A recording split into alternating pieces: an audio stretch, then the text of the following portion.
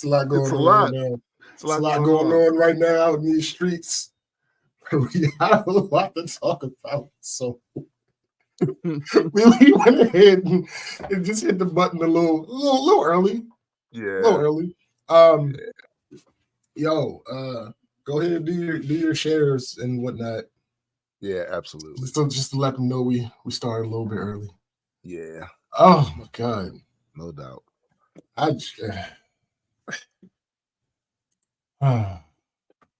No doubt. No doubt.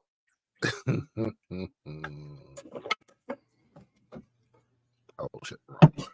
Woo! Getting crazy out here. I mean,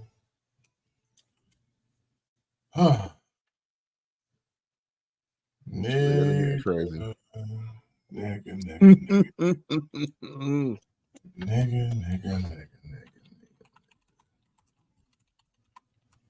I love niggas. I love niggas. I love niggas because niggas are me. And I should only love that which is me. I love to see niggas make them plays and shoot them shits. But there's one thing about niggas I do not love. Niggas are scared of revolution. Bruh, I can't make this up. I could. What else? we hit the button a little early. It's a lot to talk about. It's a lot going on. It's a lot going on. I just, brev.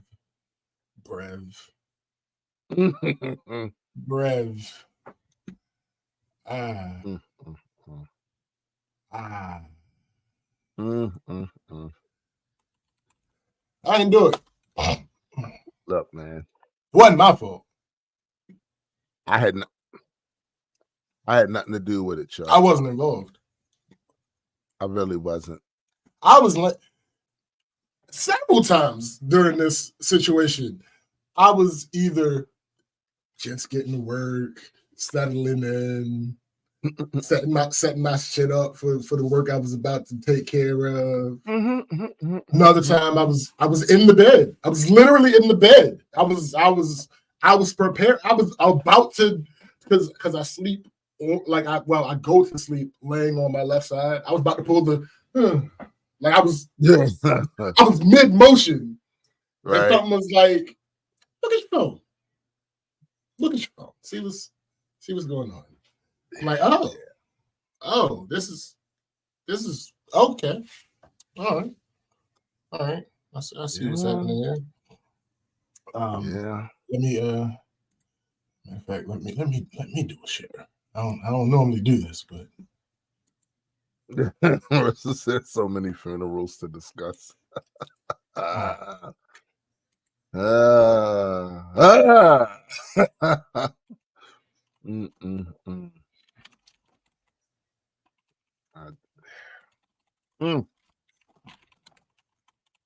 Actually, sis is right. There are a lot of funerals to discuss. It's not just main two combatants. It's not just the main two combatants. It's a lot of shit, right? A lot of course correcting taking place. Certain shit that never should have been. I mean, but was inevitable because of the way shit was moving, right? 100%. 100%. Go ahead, hit that intro. Let's get this started. Yeah, they just have to watch back. Welcome everyone to the Black Culture Geeks podcast. This is my man SPJ. You. And I am Tombstone's the Dead Man. And we are just a couple of geeks talking about pop culture from a black perspective. Facts indeed. So we don't really well, maybe it is a few because our audience is a mixed bag. You know what I'm saying? Some people may not be paying attention to some people might not know what's going on. They might not know what's going on. So maybe it's a good thing we started early. Yeah, but also luckily some of it ties into things that we've talked about already on the show. That's very true. anybody that listened to that or those episodes might be a little more in tune than they would have normally been. Right. Had they just come into this cold. Yeah. I'm just gonna go ahead and get started. So, okay. Let me scroll down to that part of the notes. God damn. All right, so a lot has happened since I started writing the notes for today's show and today's main topic. What up, Jonathan? Jonathan, P. We're gonna talk about the latest developments. We absolutely are. Trust me. We're not going to forget about the latest shit that just happened. But I put too much goddamn work into the topic to not start with what I already did. I'll say this before we start at the beginning. It's a hot take. It shouldn't be. Hey, Daddy. Well, in my opinion, it shouldn't be. But I understand how this is going to be a hot take. Partially because niggas don't think. Partially because people were a little more biased than they probably should be. Yes. In certain situations, you know. But hot take. Kendrick Lamar just pulled off the best, number one, strategical move I have ever seen in a rap beef. Yeah. Number one. Yeah. Not particularly close, actually. I would have to put it like this. It was so impactful, and we will get into it. It was so impactful that I feel comfortable calling it number one, even though it was so recent that I don't feel comfortable enough to tell you what number two is. Well, yeah, and here's the other thing too. When it comes to that, there are people who may have had this sort of thing in their head to do, but they never got put in a situation right where they needed to do this. Because I know of several old school rappers who have said publicly years back that every year they write a copious amount of songs that never get released. Targeted. This is back, by the way, when hip hop was super competitive on the right shit, right? Yeah. Which is another thing that we got to talk about. Yeah. All right. So again, we're gonna get back to the recent events. We're absolutely going to. We're not gonna skip that. But let's go back to what we were originally going to talk about. So we have another situation where Dumbass of the Week is linked to the main topic. And it again, interestingly enough, is tied to rap beef. Let me read this article just to give it some context. I have not looked at this article. I don't know how long it is. I don't know what exactly the contents are, but somebody who I follow on Twitter is a writer, and they wrote this article. So I'm going to read this article. How long is it? I'll read the article later. It's a little longer than I expected. A little longer. Yeah, a little longer. It's a little longer. I'll read it later. So let's just get straight into it. Okay, we'll do it live. Yo, this is crazy because I had started writing the notes, and then when I decided to put the article in, I put the article in a spot, and then as a segue from the article back to the notes that I had written, I said the words. By the way, he dropped another one yesterday morning, but let's focus on the first one. Now we're at a point where that's even outdated. But anyway, all right. So this is what we're going to do. I don't normally give my spicier rap takes publicly. That's generally reserved for the people who I have deep discussions with about rap. Right. I don't put those out in the public generally. But let me get this rant off real quick, and then we'll react to a bunch of the discourse. A lot of y'all niggas have lost the plot when it comes to the art of rap. I feel like Drake is partially to blame for this, ironically, which is both it's both a boon to him and a negative for him. Right. But it ultimately comes back to the fans. Y'all allowed Aubrey to become the standard lens through which y'all judge lyricism to the point where you retroactively assign traits of his that he's excelling at to the syllabus of what effective rapping is. Yes. Because y'all are Drake fans above being hip-hop fans. Mm-hmm. In a vacuum, that's fine, actually. Mm-hmm. In a vacuum, there's absolutely nothing wrong with that. Have your favorites, 100%. But just because he's your favorite doesn't mean he's the best at everything. Right. That's the key word, everything. There are absolutely things that he is up there with 1,000 without. And if you've heard me talk about him on here before, you know I'm more fair about him than a lot of people are that like the same type of rap that I like. Right. I'm much more fair about him than a lot of people. So,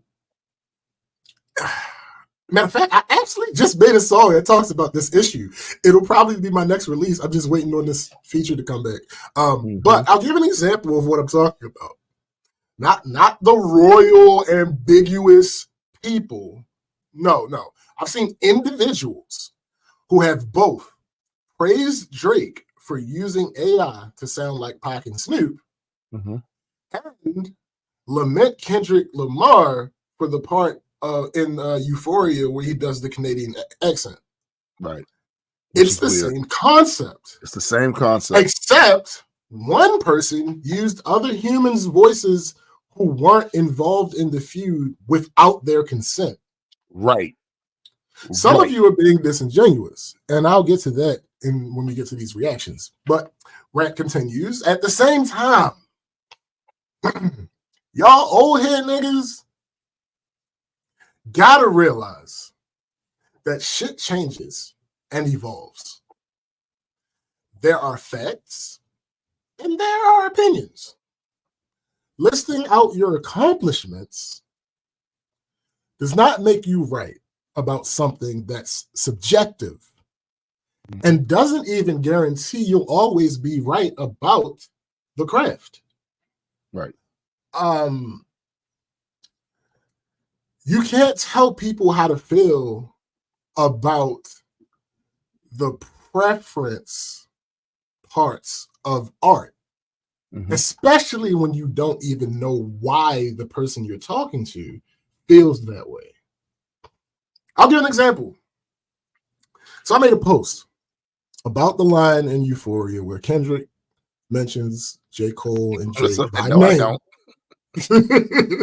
I made a post about the line in Euphoria where Kendrick mentions J. Cole and Drake by name and references YNW Melly. It's a fire line. The implications of which are not hard to understand if you know what's been going on. Right. This nigga, who is not on my friends list, comes on the post crying about the line not being lyrical miracle enough.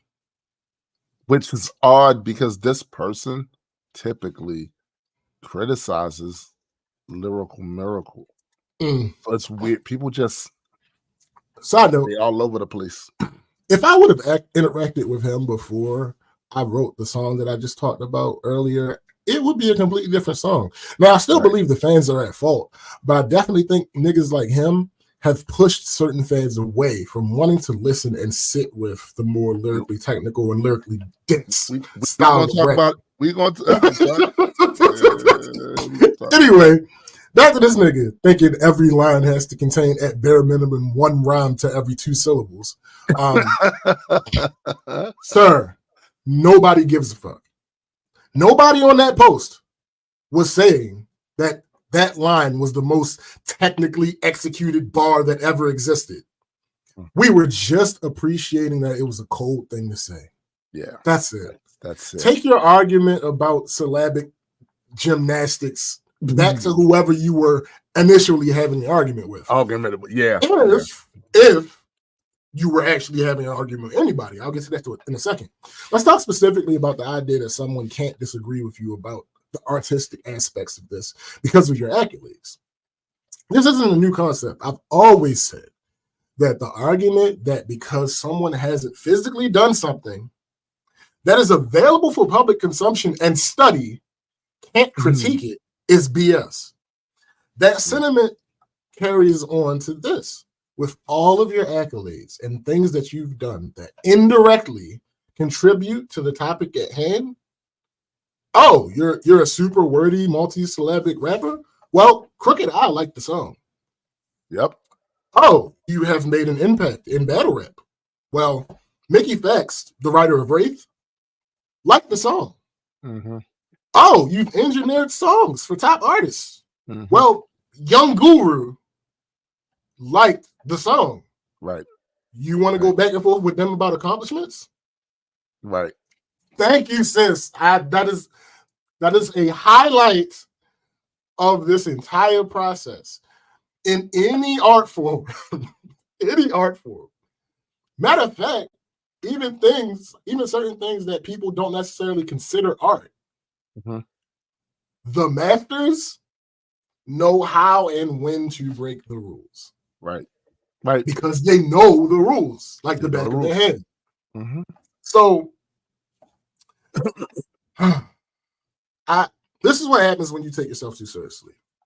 Yes. You expect everyone to just bend at the knee to everything you say. So I went to this nigga page to see if I just didn't remember adding him as a friend. Mm-hmm. Because I'm aware of this person. It's not like it's a complete stranger. I'm aware of this person. But I went to his page to see if I just forgot that I added him as a friend. Because this is the second or third time that he's done this. And no, we weren't friends. So on top of that, I did a little scrolling through his post, his recent post. And it looks like he's manufacturing arguments. Mm-hmm. So he wrote the comment that he wrote on my post. Then he screenshot just his comment. Yep. And posted that on his page with some caption. Mm-hmm. He did that all before I even saw that he commented. Nobody even interacted with his comment on my post. Mm-hmm. Are you a fucking narcissist? Like, there's other reasons for that too that I'll discuss after your rant. It's still weird, but yeah. There were other posts there that seemed like he did the same exact thing with other people. Other topics. Yeah. So I just deleted the comment from my post and I blocked him. First, this is at least the second time he's done this type of thing. Second, his comment implied that the people on that post didn't know what they were talking about. Yeah. Among those who are people that just are my people, like, just Chris, Palm and Addy commented on that post before he got there. Right. You may not know IRAP, which is cool because I've never been in the business of proving anything to people, but you're not going to down what Palm and Addy can do on the mic, whether blatantly or indirectly. Right. That's not standing over here. Like, we're not. Right. I joke about Addy not rapping because I want him to rap. Right. You can't say nothing about Addy rapping. Right. Like, what if third, the topic isn't serious enough for me to bring back my Facebook hyena days. Like, it's just not. It's not, because I haven't done that on this page. So it's not worth that. And fourth, I reserve actual debates about subjective things for my friends and my associates. Facts. If you aren't in those groups, you would have to show an uncommon level of good faith for me to want to engage. And he didn't. He didn't. Right. That's the nuance about what was going on. But let me address the old niggas again for something separate. Just because you don't get a reference doesn't mean the rapper who you were critiquing wasn't capable of making it. Let me say that again. Just because you personally, what up, Freethinker? Just because you personally do not get a reference, it does not mean that the rapper you are critiquing was not capable of making that reference. It also doesn't mean that there aren't scores of other people that catch the reference. Right. Since we want to be fundamentalists, You need to understand that one thing that has always been a part of rap beef is fans needing to be at least a little aware of the relationship between the two or the discography of the people involved. Well, there's no without that, right? Without that, you won't fully understand everything the person is saying, and that can lead you to undervaluing what's going on. Right. For example, I saw the Joe Budden podcast react to Access. I saw the Joe Budden podcast react to Euphoria, and Ish. That's the light skinned nigga, right? That's the one that was going back and forth with Umar. Ish is the yeah. Okay. And Ish tried his hardest to downplay the track. One of the specific things that he said is he didn't get the reference for the "Have You Ever" part in that song, and his conclusion was that it should have been left out. No, nigga. Either you need to do some research, or you need to leave that part of the song alone. This is also one of those other times where someone who does not rap, does not do that, and has a past history of completely missing the point on that, should probably hush and let other people speak on it so that he can catch up. Yeah. Just tell, like, you're sitting in the room with one of the greatest barbarians. barbarians. Right. We're not talking about his monetary success in rap. We're talking about just the product. Yes. Like, talk to him. Defer. And also somebody who successfully, in my mind, went at one of the combatants. Absolutely. And, come on, bro. Come on. Defer. And what the fuck is that nigga name? The nigga that's never on screen. Well, he's not a nigga. The white guy who's never on screen. Oh, Parks. He is Parks. Producer, low-key, audio engineer. Right. Has a legendary career in hip-hop as well. Yes. So it's like, defer. You not. Please defer. It's a simple concept. Don't confuse this with you knowing or strongly believing that something isn't true. That's different. Right. When they got to the part where Kendrick said Drake didn't have any classics, pretty much everybody in the room was like, "Cat, that's fine. That's fine." But if you don't know anything about Drake's discography or his upbringing or his general behavior, there are parts of Euphoria that you wouldn't ever be able to get. People hear Rick Ross call Drake a white boy, then hear Kendrick say that he doesn't like Drake saying nigga, and conflate that to mean Kendrick said Drake isn't black because he's light-skinned. That is not what he said. That is not what he said. Now, I know to logical people that sounds like a reach, but hold on a little longer because we got receipts. That's a bar. That's okay. My bad. If you didn't know about Drake's connections to Jay Prince, then the Park His Son bar won't hit as hard for you. Right.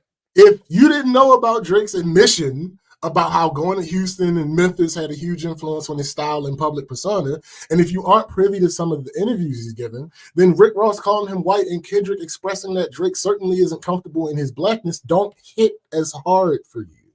AKA Hard Arbery. Facts. Hard Arbery. Yes. All things. Y'all got to remember that this is a personal interaction at the end of the day. Y'all didn't have to worry about this. Sis. That part. Y'all got to remember this is a personal interaction at the end of the day, and y'all didn't have to worry about this type of shit back in the day because the internet wasn't a thing, and the people involved in those beefs you were fans of and checking for. Yeah. I think one of the points you just made right there is a key factor in how a lot of these dudes are missing. What up, sis? Entire point. Yes. What up, Dion? The entire point. That's that what you said. There was no internet. You have to fight on a whole different level, bro. It was completely different. Also, again, for the specific type of old nigga that I'm talking about, with the first example, y'all don't like Drake. Nope. So I know you don't listen to his songs. Nope. And I know you don't know anything about his interviews. Right. So because why would you be checking for him if you don't like him? Right. So for you to interject and say that something that Kendrick said is wrong or lame because you don't know what he's referencing. Yeah, you're missing the point. It's y'all doing this. Y'all can't get on the same the point. page. The point's doing this. Y'all doing right. that. Yeah, you like what do you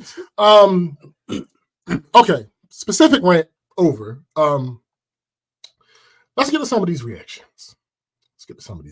But hold up, before you get to these reactions, I gotta say, my guys, the people that come from my generation of this, right? Not all of you, but a lot of you might need to sit this out, bruh. Because you're actually really not helping. You have no part in this part of it, especially since you can't see what's actually happening. You really can't. And a lot of the stuff that we complained about those many years ago is self-correcting. All you have to do is not be you, which is bitter, stubborn, stuck in a certain mind frame, lack a certain amount of nuance when it comes to this. Like, all you have to do is not be you. Negative. And let this shit sort this shit out. I understand why you're confused and probably very frustrated. And a lot of this is coming to a head, right? But I think you're so far missing the mark that a lot of your grievances are about to be addressed, are being addressed currently. A lot of your grievances are being addressed currently. Nigga, facts. They're being addressed.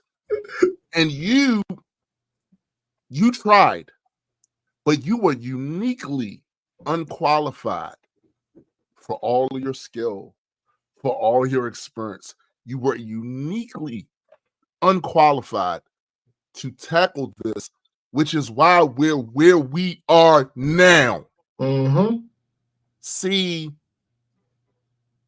you don't get that largely what you represent is what they were rebelling against, not far as the way stuff sound. No. You need to understand that a lot of these young niggas got issues with their dads. Because a lot of them their dads wasn't there and wasn't involved in none of the shit. Thanks. But when they did come around, all they did was scold. Scold. So now you niggas that come from that prior whatever, with the feathers all in your beard and you got the bald spot there in the back, some other shit going on. Thanks. You remind them with your scolding of the guys that they got beef with. Right. So they're not going to receive what you're saying, mostly because it's your fault. It's how you're saying it. You're scolding. That's not going to work. It's not going to work. So y'all let this shit get to this point, largely because at the beginning, when the shift was happening, you didn't handle it right. Really, before then, you didn't pass them jewels down the way you were supposed to. So people got caught up in that other shit. They did because, and it's not their fault either. I'm gonna tell you why it's not their fault. That machine is powerful. That machine is powerful to push a certain thing constantly, consistently in the minds of the youth. And we always talk about how the youth can be swayed by doing certain things. We all know this. The machine has the money, the influence, and exposure, and the access to do that shit. So yeah, a lot of them got swayed by the shit. They did. And you know what they didn't want to hear? Because part of the spirit of hip-hop is the rebellious part. So all they heard was their dad. I know you're not their dad, but their dad, who wasn't there and didn't do the shit he was supposed to do, scolding them about their choices. And they rebelled against it. So a wall was put up. It was the wall, right on the wall was spray painted. Shut up, old nigga. It was spray painted around it. Shut up. Right? We don't want to hear that from you. telling us this how we doing it. You back then, we right now. All that attitude was misplaced. And it was because of your approach. We could have settled all of that. If we knew what the fuck we was doing, we could have stopped all of that before it even started. We did not. We did not. And what makes it worse is there are two ways that a genre can die. The first way is it doesn't expand. It doesn't grab more people and have it singing its praises and spreading its legacy out. Eventually, it will just be relegated to the small thing here, and it won't be relevant at all. The second way is the complete opposite. Yeah.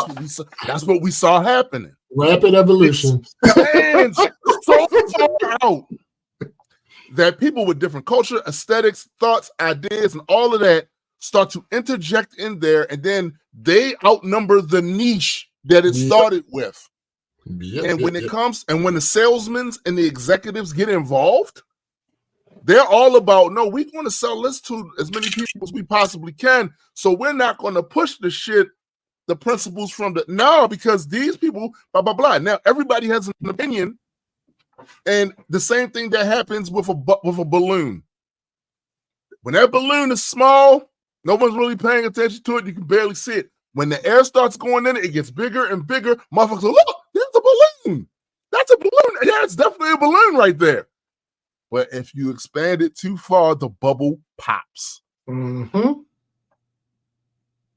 That's what's happening to hip hop.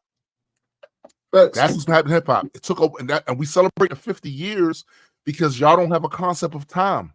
Y'all really don't have a true concept. 50 years is a. Talk to someone that's been here for at least 55,000. 50 years is.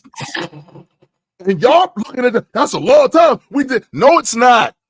50 years is not a long time. No, it's not. Not in the scope of history. It's not. Right? It was always going to get to this because y'all let people who don't really listen to it, but having a monetary investment into it, say what was hot, what should go out there. And if you play something enough times or certain things enough times, people will automatically, you'll start singing it when it comes on, right? Oh, thanks. Yeah.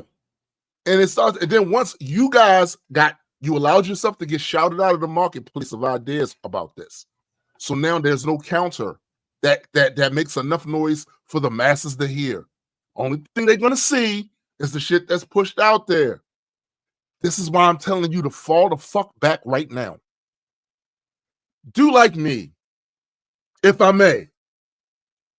I don't have the expectation that this stuff here is going to be Beanie Siegel and Jada Kiss. I don't have that expectation.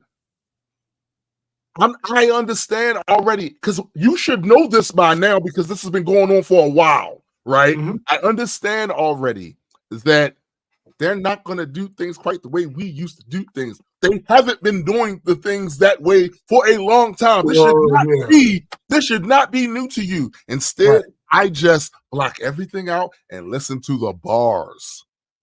The bars and the tactics. Bars and tactics. Oh, because they have to operate in today's environment, not the environment from 25, 30 years ago, 40 years ago. They have to operate in this environment, and there are a lot of factors that have changed. And you have to understand, all of you, especially those of you that have done your best to try to get a foothold in some part of the market, be it on YouTube or any other social media spot, but have not been successful at that shit. You need to understand that maybe you don't know or understand the tactics of how to do it. But they do, because they've been swimming in them waters. They've been swimming in them waters with the rest of them sharks. They know how to weave. Old nigga, sit back and let the antibodies work. Facts. Because the very thing that you was pissed off about, but you failed to stop the supervillain on his rise. You stood over the city, marveling at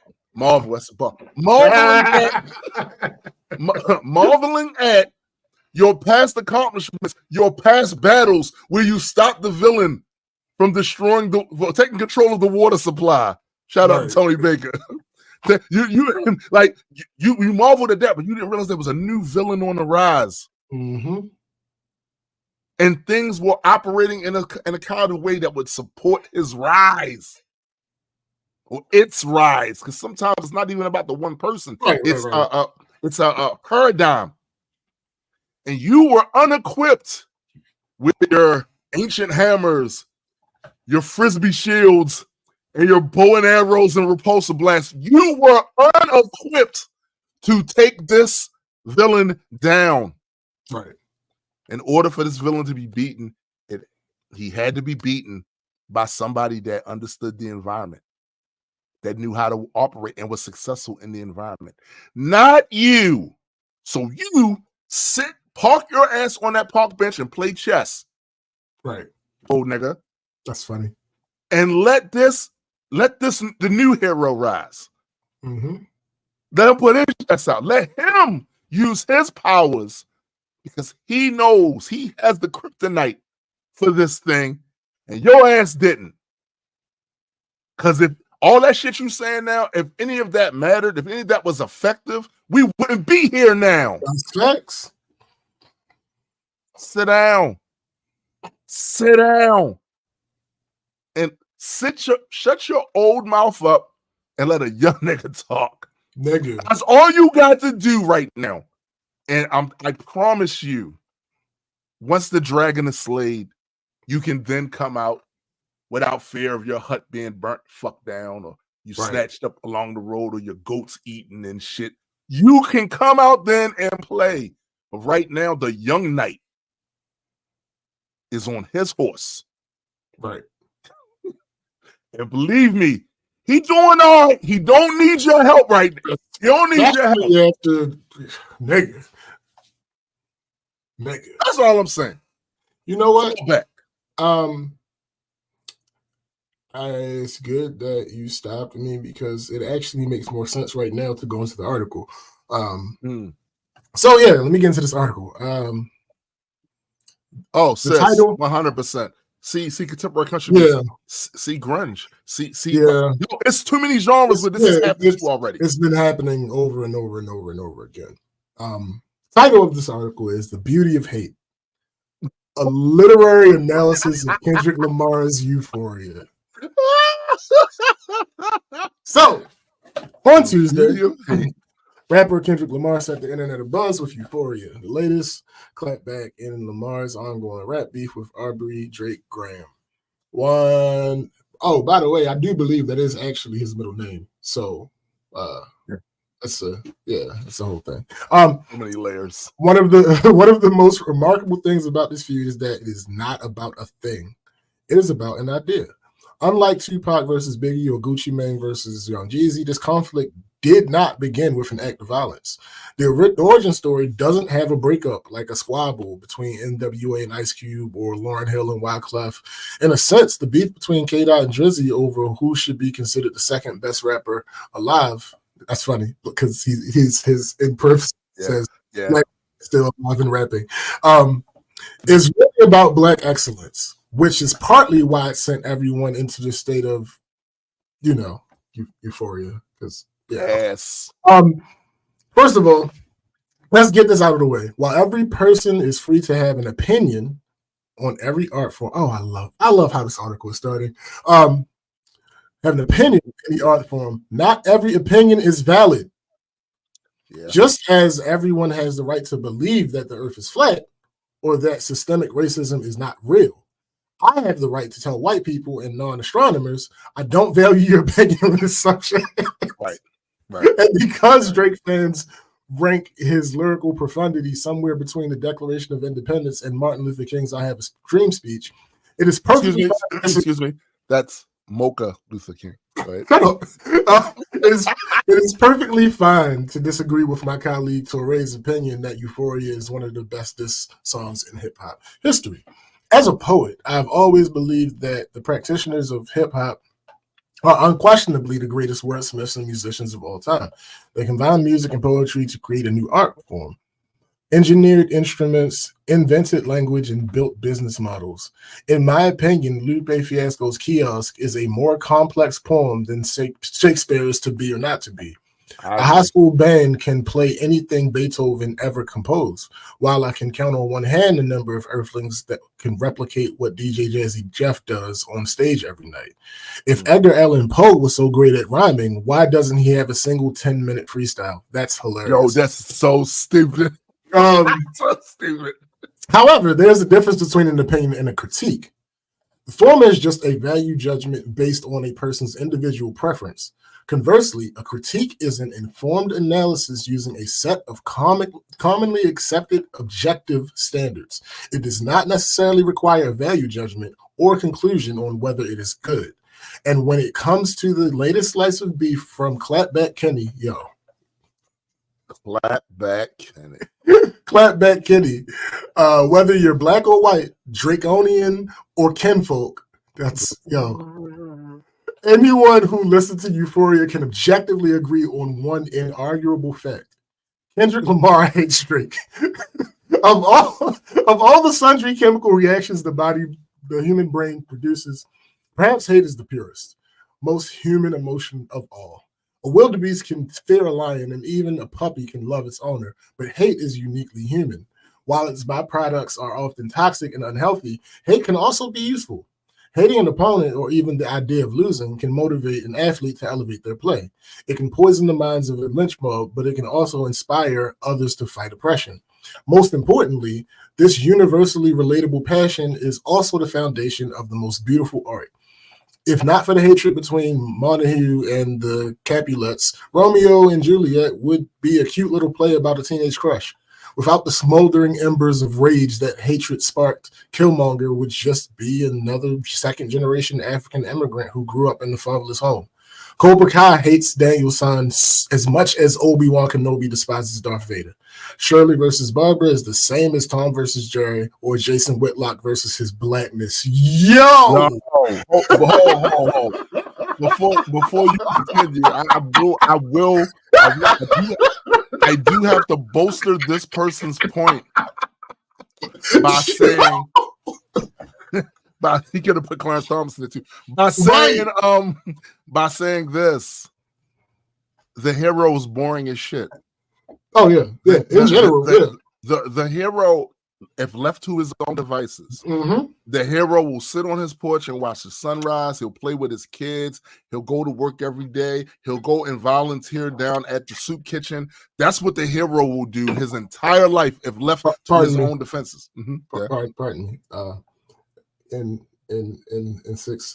16 in LA, Kendrick said, "I'm sorry that I lead a boring life." So yeah, that's it's bro. It's in the okay, bro. All right. It's the villain. His hatred. Whatever he's on, that movement is what causes the hero to move. Absolutely. And when the hero moves and gets to use his skill, it is a beautiful thing. And guess what the mentor has to do when the hero is doing his thing? Shut the fuck up and let him cook. Thanks. Hate is beauty.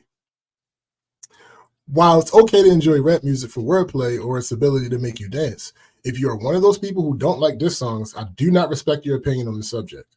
Beef is a foundational element of hip-hop. It's why people love battle rappers and why breakdancing is an Olympic sport. And in a genre and a culture partially founded on competition, Euphoria should be discussed as one of the greatest artistic expressions of hate we have ever seen. The title of the song refers to Drake's role as executive producer on HBO's Euphoria, which follows the exploits of a group of California teenagers dealing with drugs, sex, and, well, more sex. This might be a shot at the unfounded rumors swirling around the Six Gods' relationships with teenage white girls.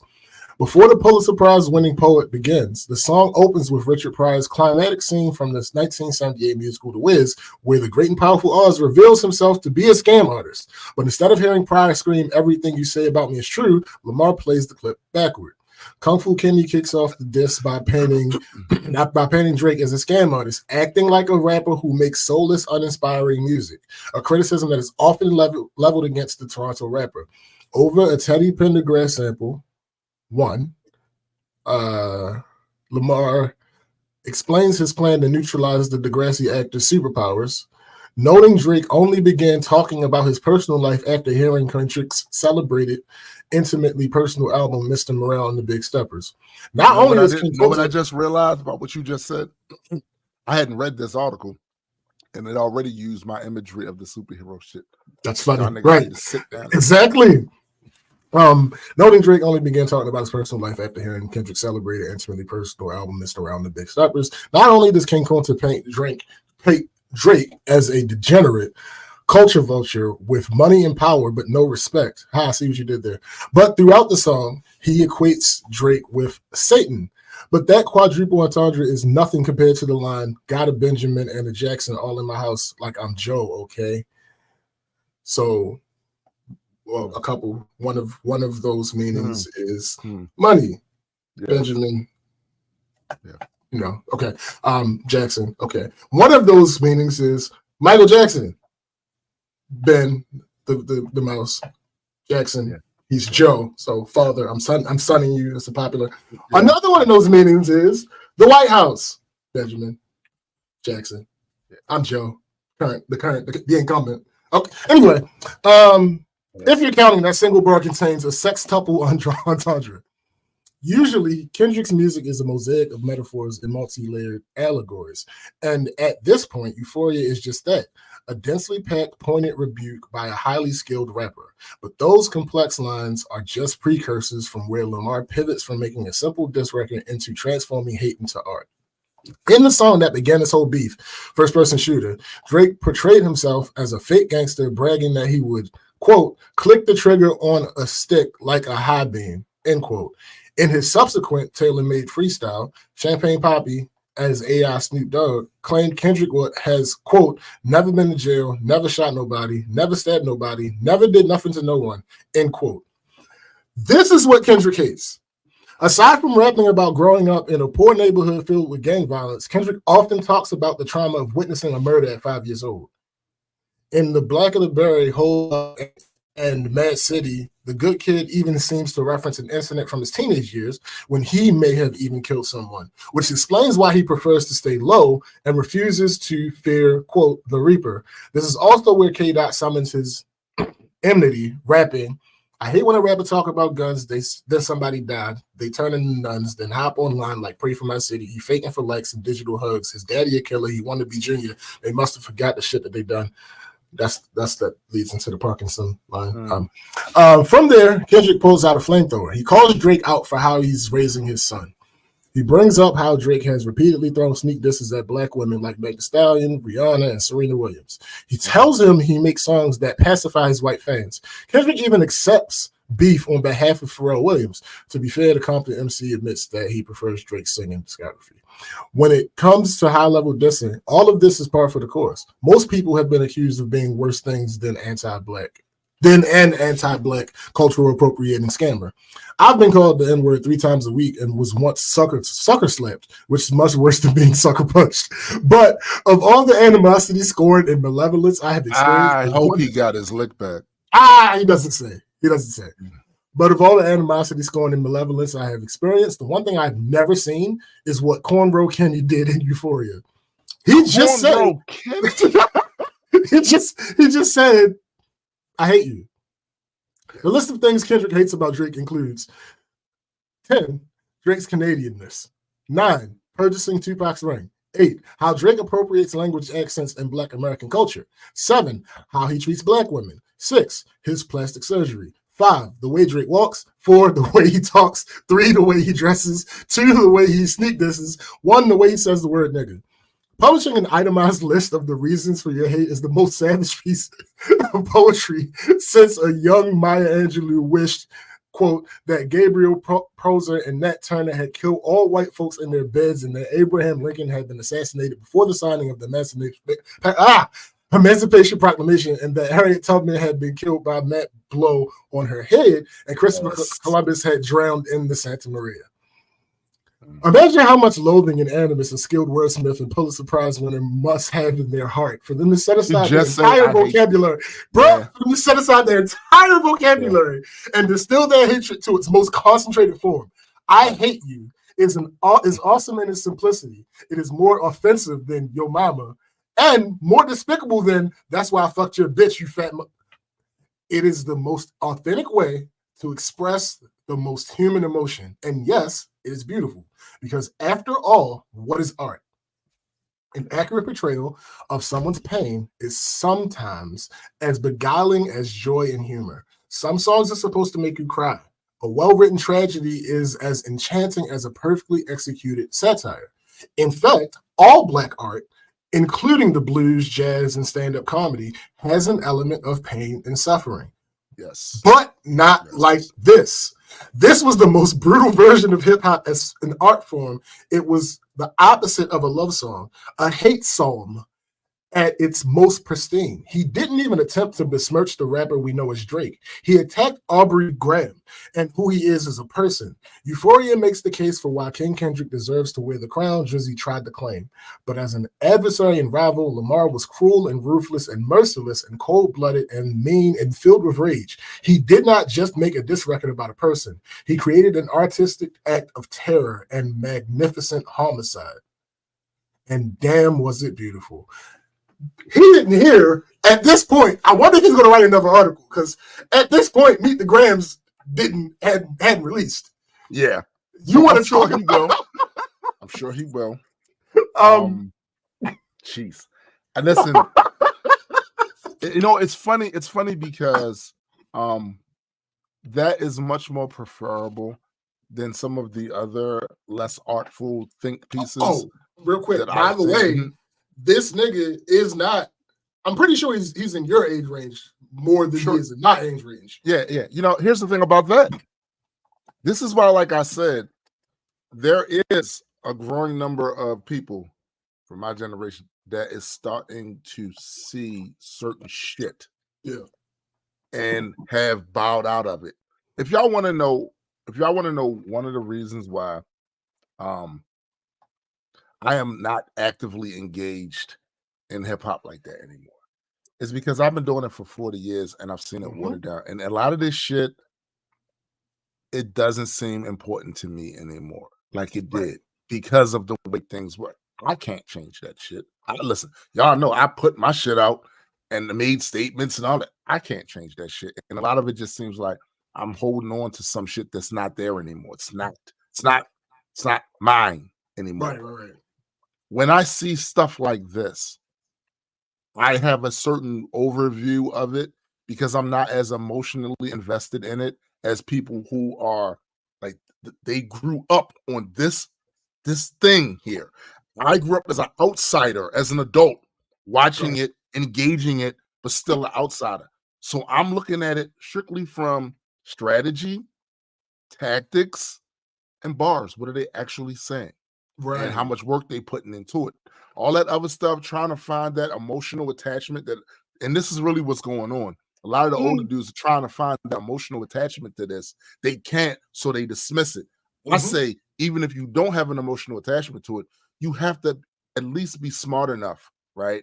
And intuitive enough to accept it on its terms to see what's happening. Right? Evaluate things based on what they are. Right. Appreciate that, free thinker. And again, that's what I'm doing with this. So no, I know enough about all of these combatants, right? I know enough about them to appreciate the digs. Right. Bang, ooh, bang, ooh. Oh, and when it's something that you don't, you ask me.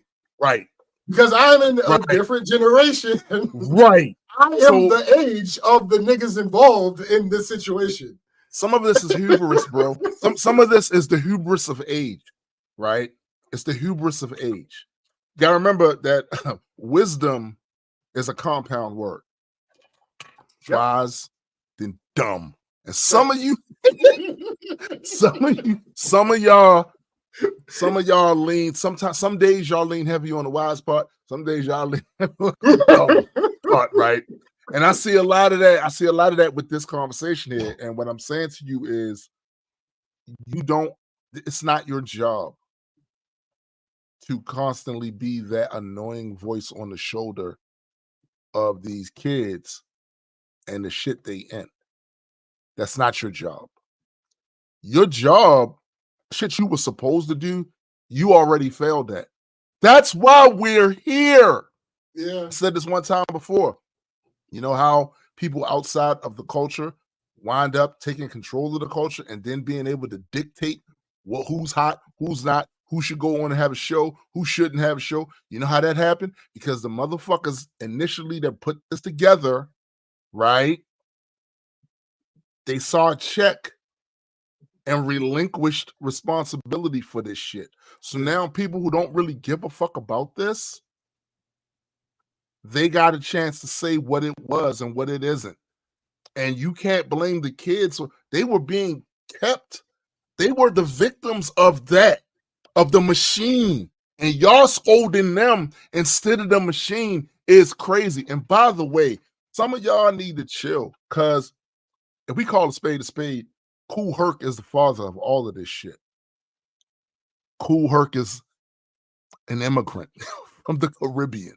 So some of y'all are acting a little spicy where you shouldn't be, right? A Caribbean immigrant was not you. Right. Not you. Some of y'all acting a bit too spicy about some shit that you actually did not create. You may have had a hand that contributed, absolutely. Yeah, and because we know globally the connection with Black people in music, all music. Mm-hmm. So I certainly understand us adopting the success of this, because it was just a 2 boat rides. One boat ride came down, dropped niggas off in Virginia, Maryland. Then the boat continued to go on down to the Caribbean. Like, all right, all right, bam, bam, bam, bam. But y'all need to get a little bit more. What's the wrong for? You need to be a bit more humble about some of this shit, because you already failed.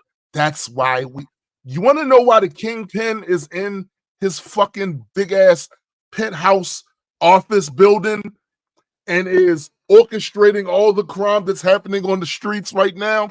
Because the heroes did not and failed to stop him on his rise. Thanks. So it's going to take somebody that he's not familiar with, because he knows your tricks. He grew up listening to you when he fantasized about being who he is now. He knows all your tricks. Right? Nah, we needed Kung Fu Kenny.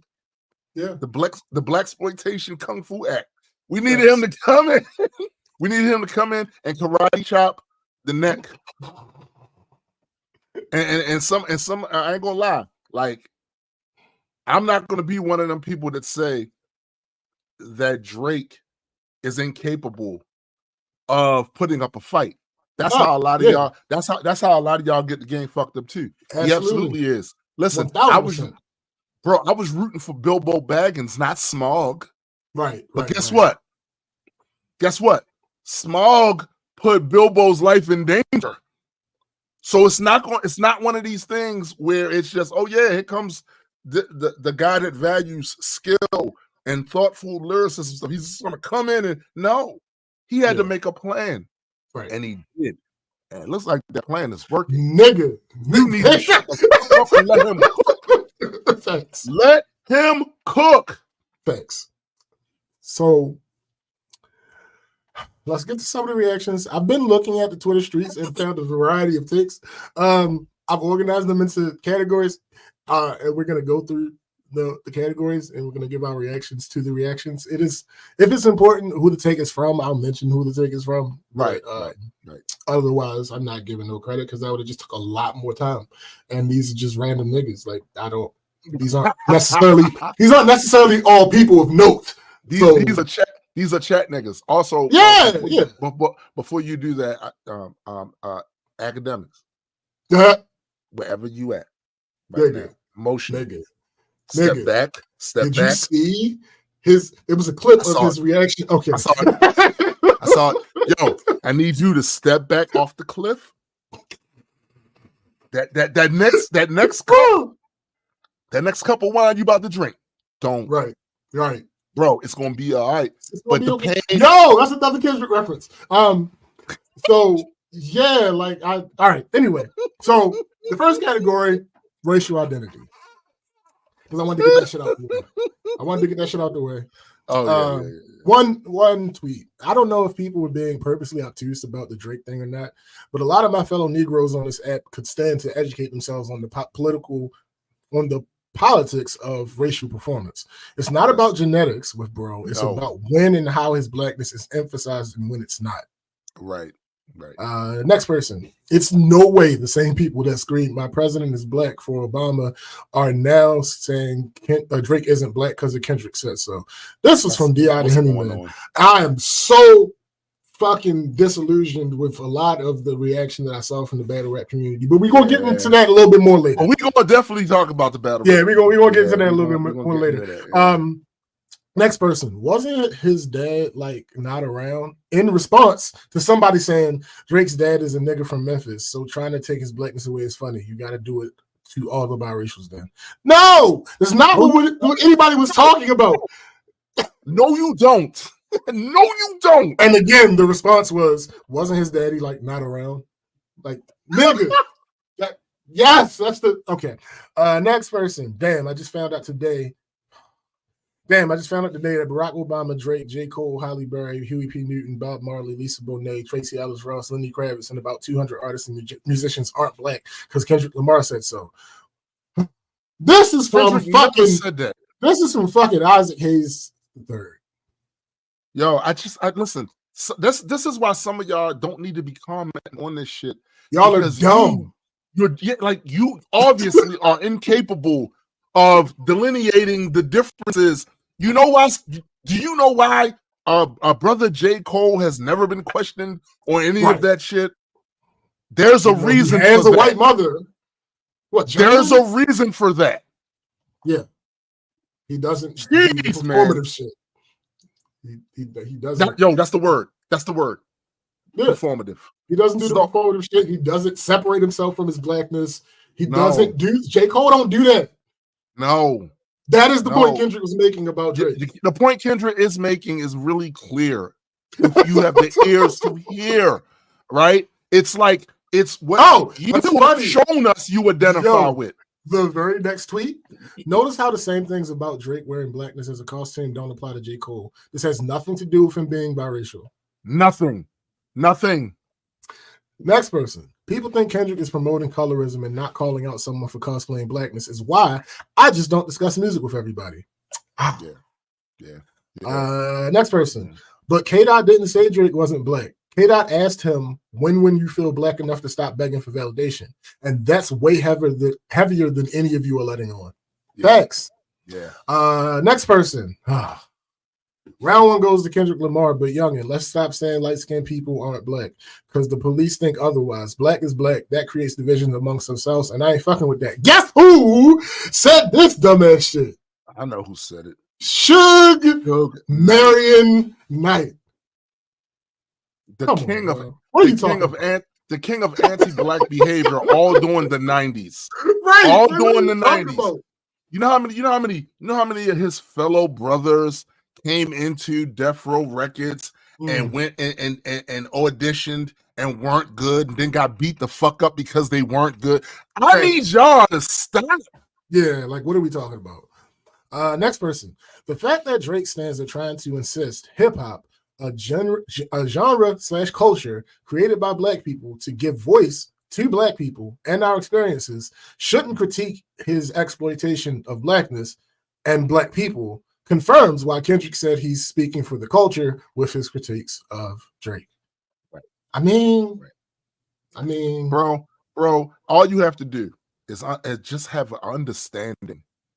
But some of you don't. And this is also part of the reason why some of these people don't have an understanding of this too, is because remember what I said earlier about the culture expanding to a point where you have all these people who they don't have a cultural reference for why this music is. Right. They don't have it but they were introduced to it. It was a bop, and they did this, and then they said, "Oh, I like this," but you don't. It's possible to like the output without understanding why what was input in it became a 100%. Thing. And that's what happened. That's what happened. Next category: things Drake has done to make this a valid critique. Number one, not getting or pretending not to get that the "I hate you" bars could be seen as a reference to the DMX Breakfast Club interview and to Boys in the Hood, and instead posting a clip from a movie a lot of people in the culture may not have even seen. What 10 Things I Hate About You? Yeah, I didn't see that. I've never seen. I don't even know if that's the actual name of the movie, but yeah, that like, son, what do you? Okay. The next thing.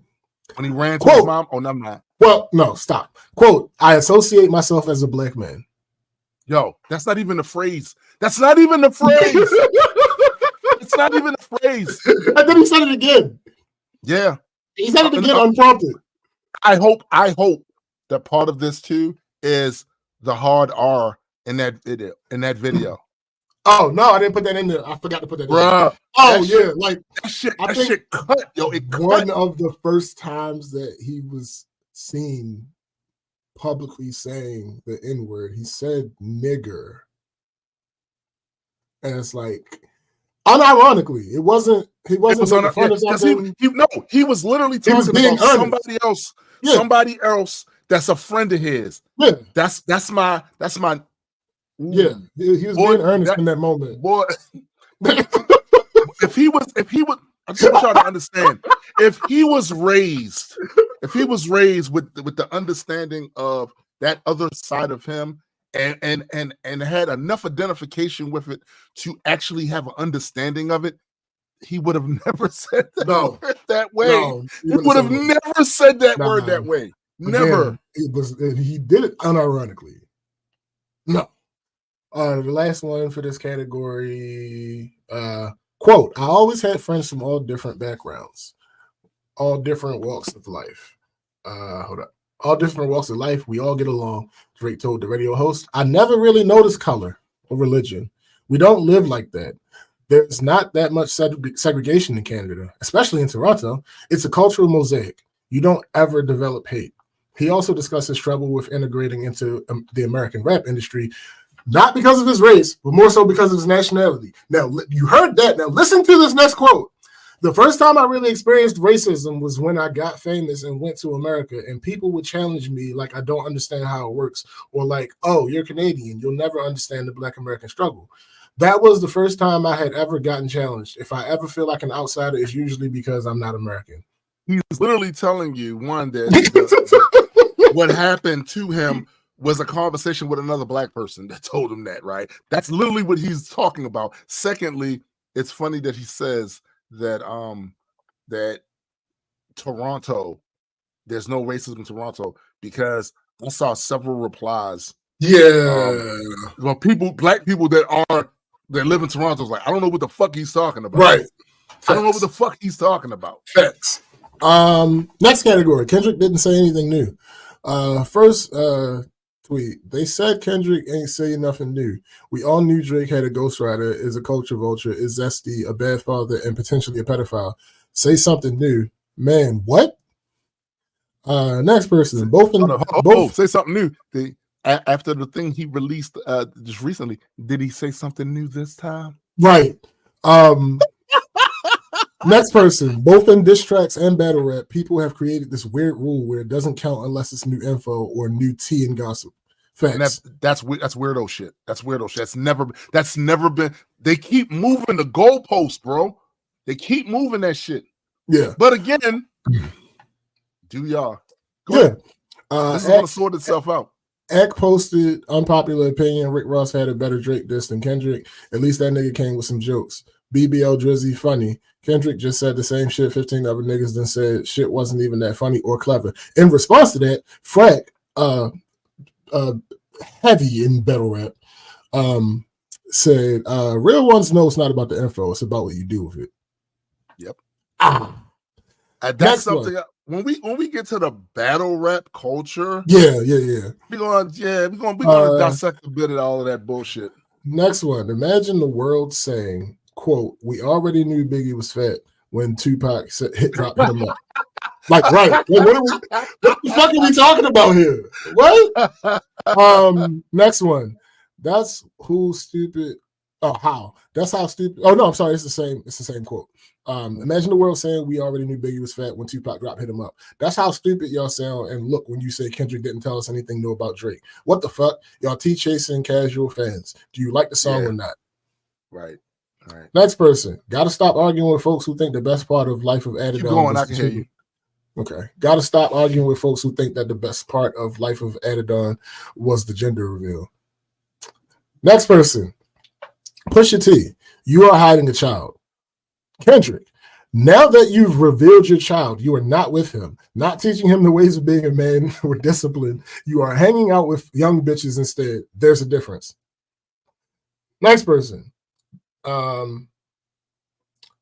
Someone said Kendrick took everyone diss and put it together, started the song with spoken word. That was weak, and people just hype for anyone to say anything to Drake. LOL. I got push-ups easy. Someone responded to them and said, babe, absolutely nothing on earth is weaker than Drake using AI to try to have other rappers help him diss Kendrick, one of whom is alive and would never. And then he followed that up with an internet tantrum. Be so for real. The next category, how are we gonna go with the song's technical rating? That's the words I used. I don't know if that really fits the category, but that's the words I use. Whatever. First one. Meanwhile, Euphoria has exposed an all-time low in reading, listening, comprehension, and critical thinking. Y'all claim you want that real lyricism, but maybe you're truly not equipped to digest it. Next person. Which one of y'all said yesterday that Euphoria responses are highlighting the lack of reading comprehension? Because yes. Next person. The going back and forth between humor and dead seriousness is menacing in the best way. It's like the Joker making a diss record. Next. I will say this. I feel like Kendrick's track very subtly disproved Lupe's critique / opinion on his lyricism and wordplay and entendre-wise without even mentioning the situation, which is the most fire way to respond to a respected peer. I mean, next person. I'm not looking for Drake to make a Nas record. I'm not looking for Kendrick to make a Pac record. They're making records that fit their artistry. What did I just say? Nope, that's what did I just say? That's from Crooked Eye. Don't go in there just expecting what we got. The environment isn't even the same right now. Like not even close. Next person. So listening to this 3 times, the people that don't like it or think it's just okay want overt metaphors, bars, and personals. Kendrick wasn't punching. Kendrick wasn't punching, just little stabs with a blade. You have to dig to see what he's saying. It's a lot of psychoanalyzing on the song, and I find that fascinating. Mickey Fax, writer of Wraith. First of all, let's talk about that just for a split second. Punching and stabbing. So here's the thing, right? I would much rather take a punch than a stab. Nigga! As somebody who's been stabbed, I'm telling you. I'm telling you. Like, what are you talking about? Next person. Y'all niggas don't know how to be objective. That was a great response. I mean, yeah. Next person. I know how Twitter is going to act with this diss track from Kendrick Lamar, so let me say this. It's a cool record, and Kendrick can obviously rap. Oh, this is from maybe not. It's a cool record, and Kendrick can obviously rap at the highest level. Love the beat switches, and the flow was nice as well. Solid track. With that being said, that was super light. Just said what everyone else said. Drake's white, no culture, has ghostwriters, and a bad dad. Pusha T, then sent a bunch of warning shots and really nothing else. This is why I told you guys. This is why I told you guys Drake will be almost impossible to take down in the back and forth. Everything you can say about him has been said. Now it just sounds like recycled material, and it's going to take a lot more than that. What I just heard from Kendrick was not nearly enough. This is from somebody named Wade Clemens. And yes, he is.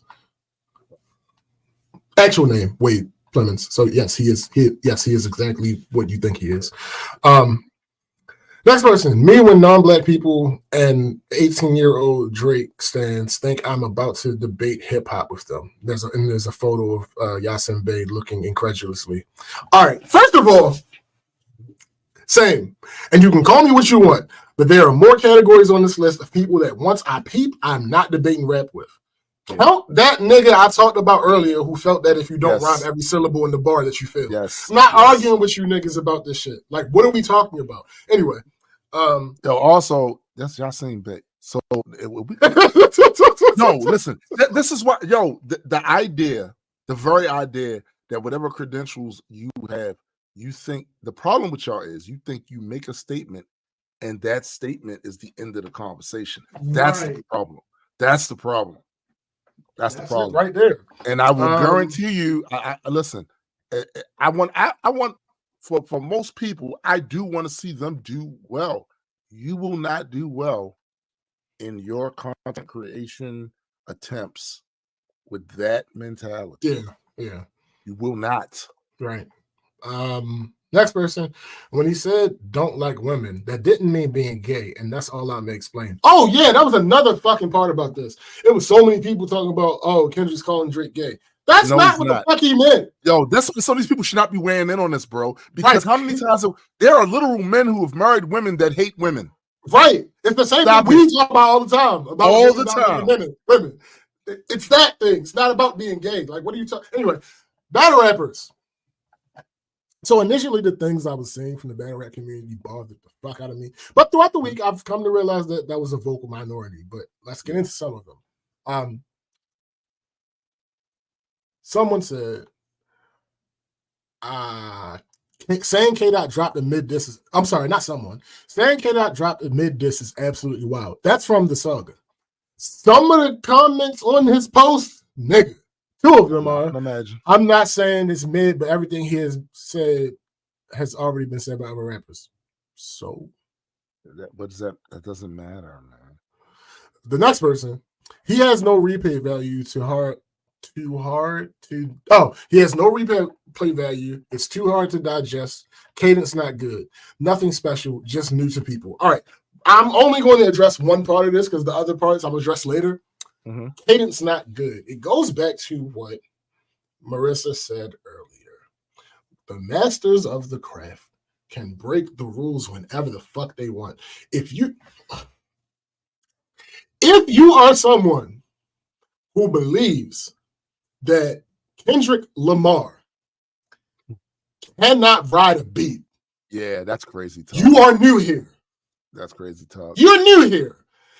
Not to mention the fact that in the song, there is a section of the song where he is tattooed to that motherfucking beat. All of this is purposeful. It's willful.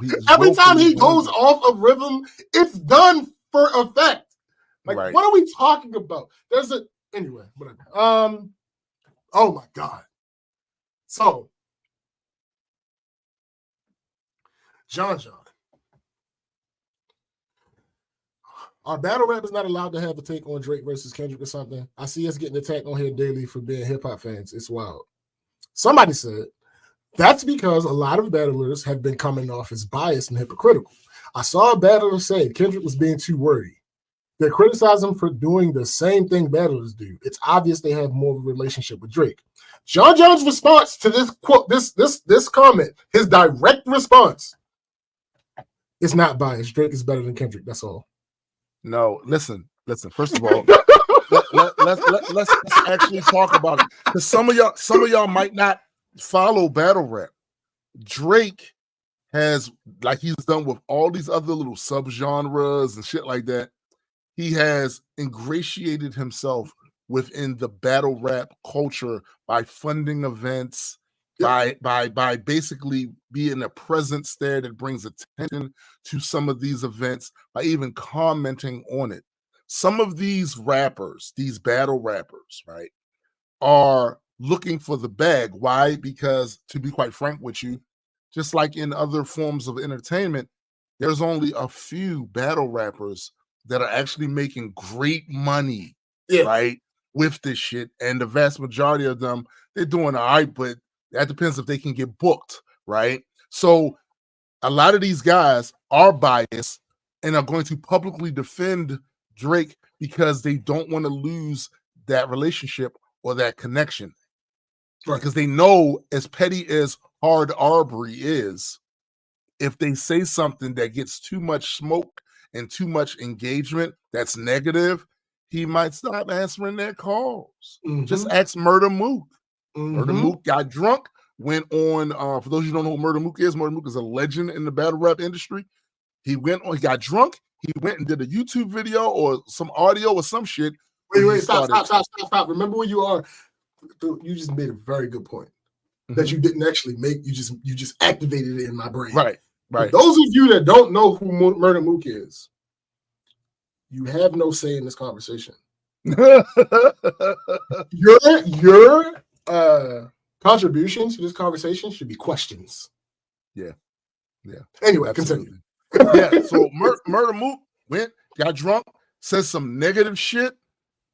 Drake stopped answering his phone call. Now I don't know if that's been resolved, but these guys within the community is very close knit. Battle rap is very close knit community, especially in the States. Very close knit, right?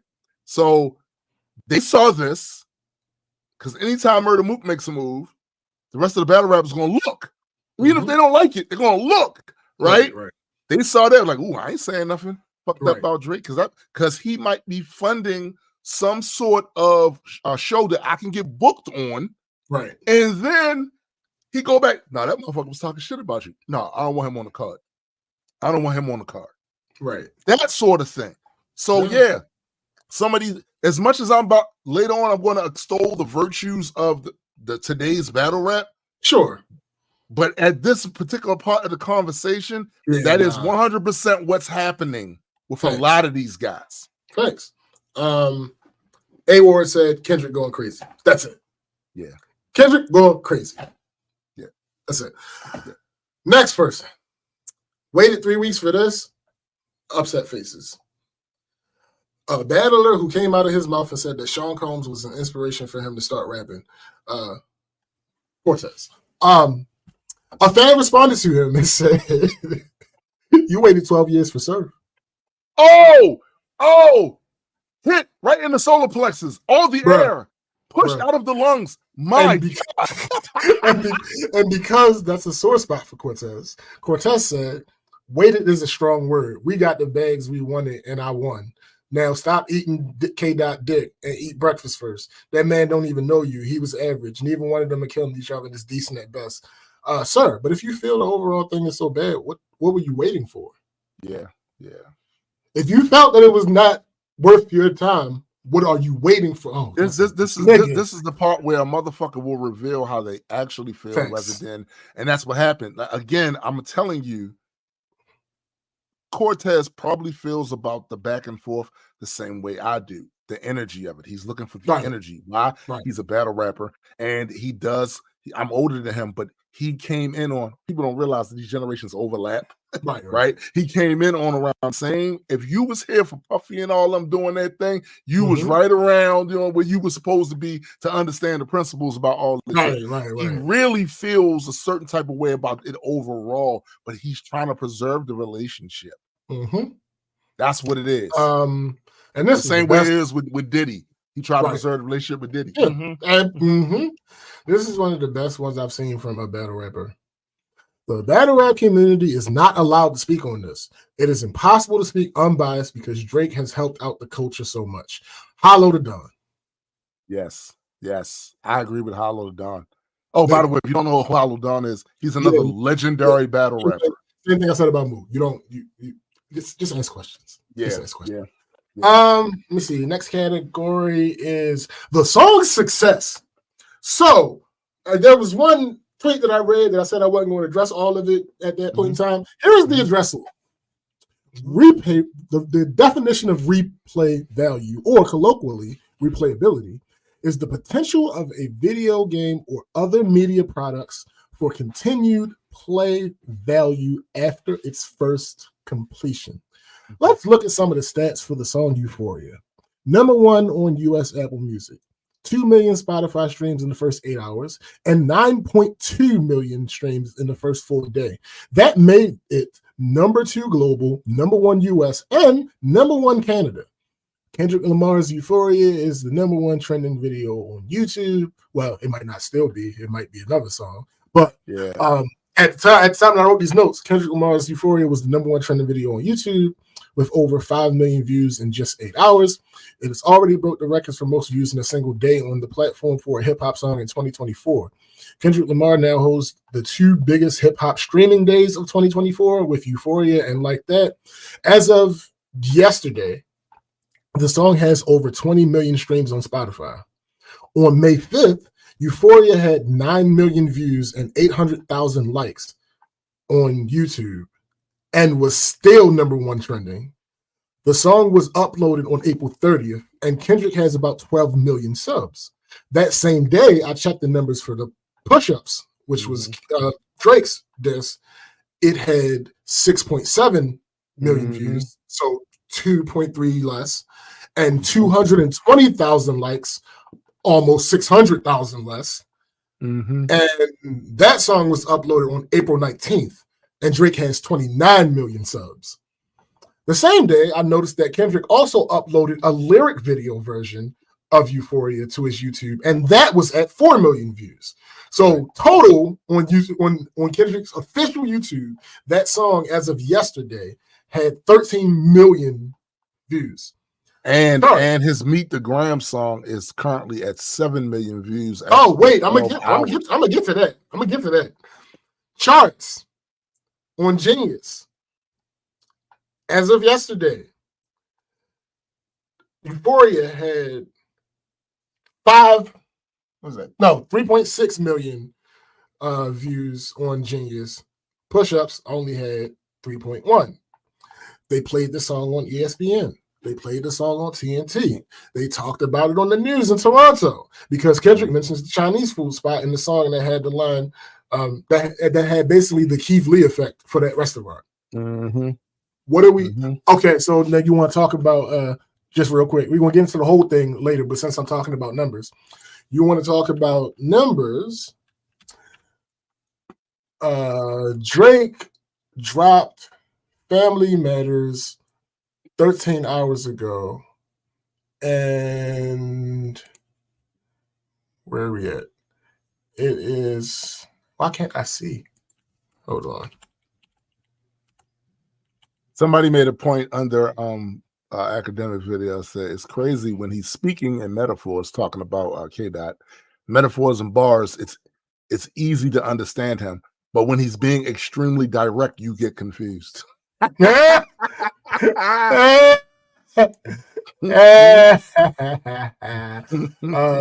put out the song Family Matters 13 hours ago. It has 7 million views. Kendrick put his song out 12 hours ago. It has 7.1 million views. Views. Okay.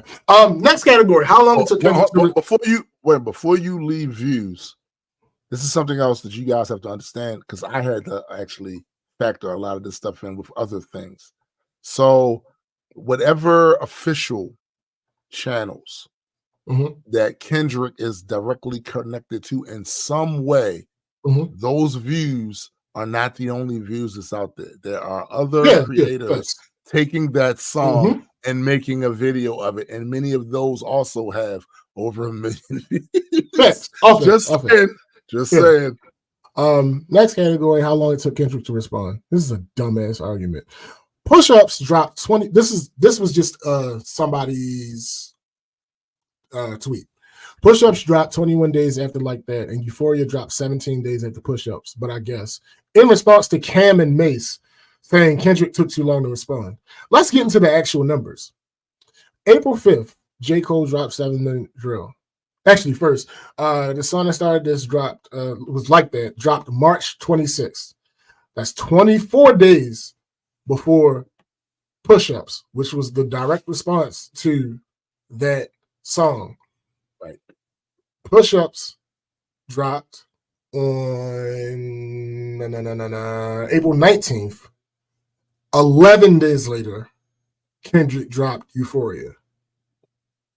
This narrative that Kendrick took so long to respond is categorically false. Yeah, it's Drake took more than double the amount of time to respond. It's moving the goalpost, bro.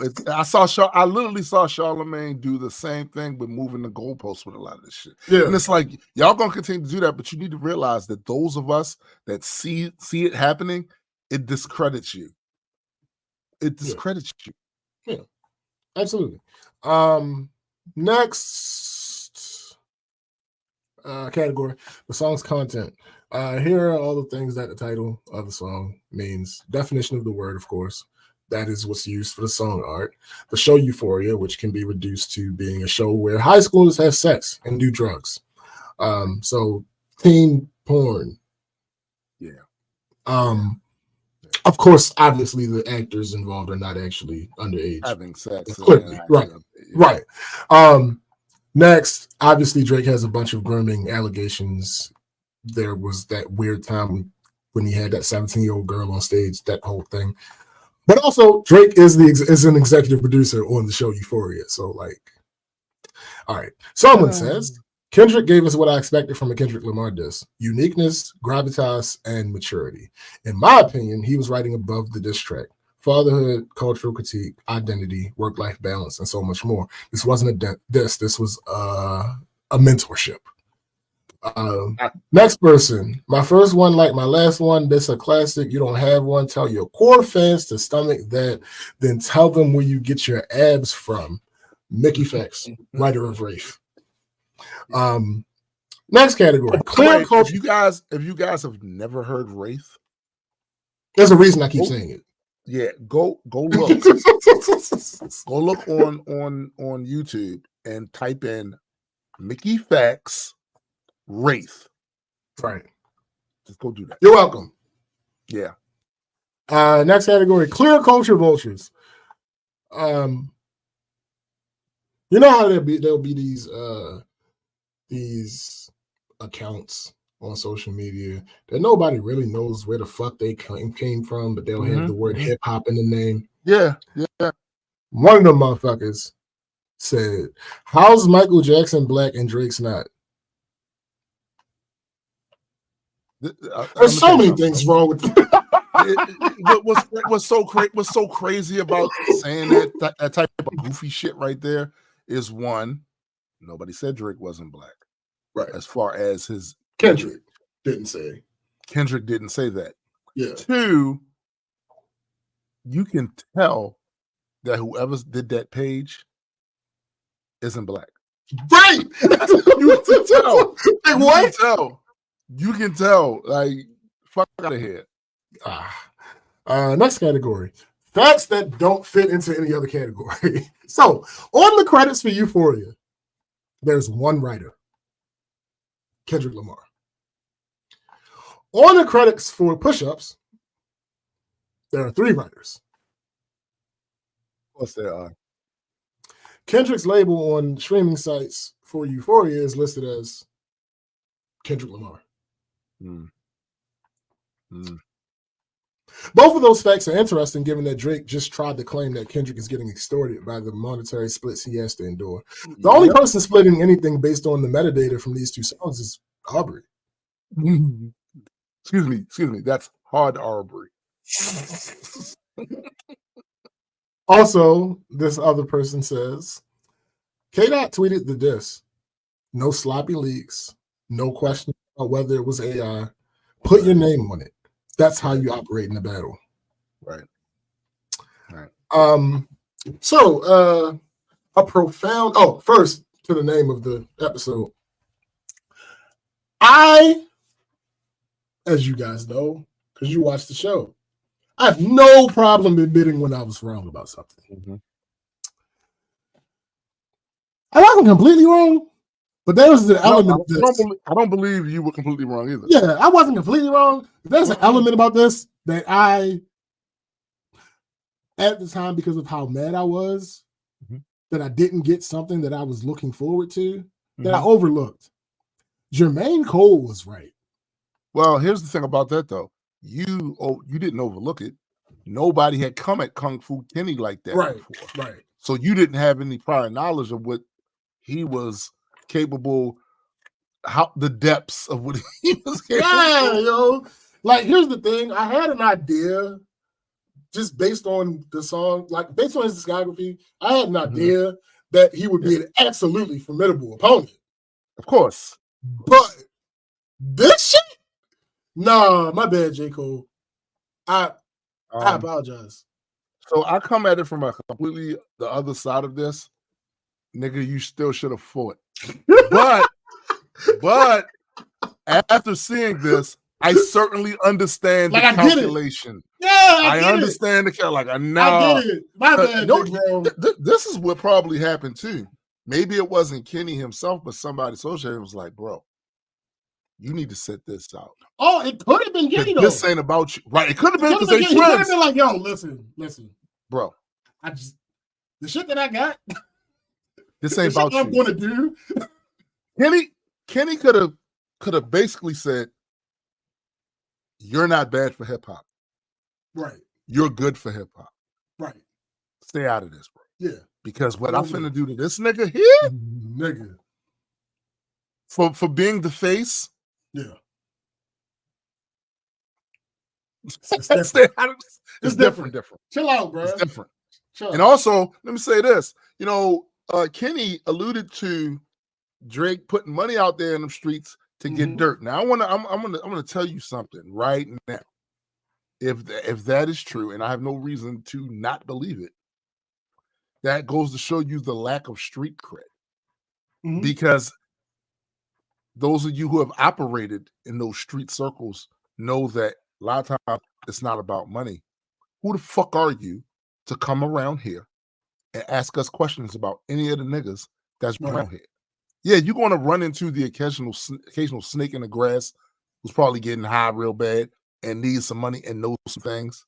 But most people are going to look at you like, I don't even know who the fuck you are to be coming around here asking us any fucking questions. Now, I will guarantee you Drake himself did not go hit the streets to do any of that. He sent people. People. Oh, absolutely. Right. And those people weren't respected enough in these. In order to get dirt on Kung Fu Kenny, you got to go home to where he lived. Compton. Well, he doesn't live there anymore, but that's where he comes from. Nigga, right? No, nobody talking to your ass. Nobody talking to your ass. You better find something. And the people that would talk to you don't know nothing about him. Nigga. Yo, so transitioning into what the fuck happened last night. I have a profound sadness about this. The biggest thing this whole situation has shown me is how little attention people pay to detail.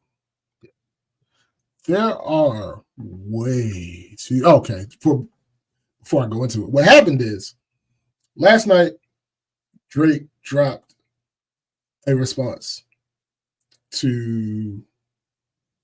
Actually... So I talked earlier about how skillful Drake is. Drake is skillful. It's not that's not. He's a skilled rapper. He's a skilled rapper. And he is a tactician to a degree. Yeah. We've seen him use the whole back to back. Yo, I will still stand on this. What Ether is to battle rap, back to back is similar because of the whole idea of, oh, you ain't say nothing? All right. Here's another. Yep. That happened before back to back, just like Ether wasn't the most scathing ever to happen, but that's what popularized it. Right.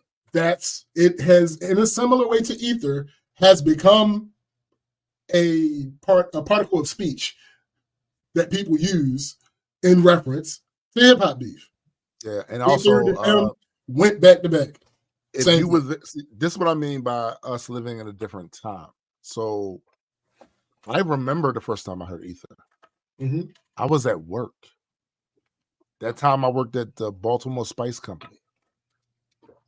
There is the big floor for the mixing room that we go up there, jump on the mixes and create the spices and all that other shit. And then there's another little room before you go in that room called the oil room. This is because you had to put certain types of oil on the spices. We would all congregate right there in the oil room because there was a little desk there for the supervisor and a radio there. They broke that song on the radio. I remember us all standing around. Some of the people that were standing there were of the opinion previously, man, Nas ain't no babbler. He can't. Correct. And I remember saying to those niggas before then, none of y'all rap, so I'm gonna put you down with some shit. Nas comes from near the same era I come from, where every rapper was a battle rapper. Right. Where even if you did songs, you still had straight bars, because the moment you tell a motherfucker that you rap, you run the risk of that motherfucker saying, I rap too. What's up? Right. And you look goofy as fuck, not happy. right. Bars at you and shit, right? So he comes from that era. Don't you ever fucking assume people from that era, we battled too. It wasn't the same format that you see in professional battling these days, right? But we battled too. Everybody. Yeah. Everybody. You could, nigga, what if back then, if you got up on stage to perform, there's a chance when you got off stage, somebody saw that shit and want to battle you. Yeah. Being down the harbor, kicking rhymes out loud to cause a motherfucker to want to come in and battle you back then. So the idea that the Nas couldn't put together, y'all sound the dumb back, and some of y'all sound dumb right now. Dumb as shit right now. So Drake put out his response, and then like 15 to 20 minutes later, Kendrick 20 minutes later. His I would argue maybe less than 15. Man, listen, I like I said, that wasn't a joke. I was laying in bed. I was about to do the final turnover for the night, and something said, "Look at your phone." The first thing I saw was the Drake that Drake dropped. Yes. And I saw that I had a notification from WhatsApp, and it was Tim sending me the Drake joint. I looked back at Twitter, scrolled down 2 posts, and saw that Kendrick had dropped again, and I sent that to Tim. I'm like, wait, what? The Baba Yaga. Nigga, when it said new Kendrick this, I'm still thinking they talking about 616 in LA. Right. No. Basically, what happened was Aubrey said his name, and the boogeyman came. Well, listen, and again, it's another Kendrick reference to say his name, and I promise that you're the Candyman. Anyway, so this is where the profound sadness comes from. Well, a part of. There are way too many people who either don't realize that Meet the Grams is a direct response to Family Matters. Yes. Then a bunch of the people who do realize it are confused and flabbergasted as to how that's possible. Kendrick Lamar has literally told you throughout these 3 songs what has happened. In the first song, if you count like that as the first song, the second song, in Euphoria, he said, "You're a master manipulator, you're predictable, you're unoriginal, I know what you're going to say." Yeah. In 616 in LA, he said, let's play what phrase did he use? Blah blah blah blah. I have it right here. I don't remember. But he said basically,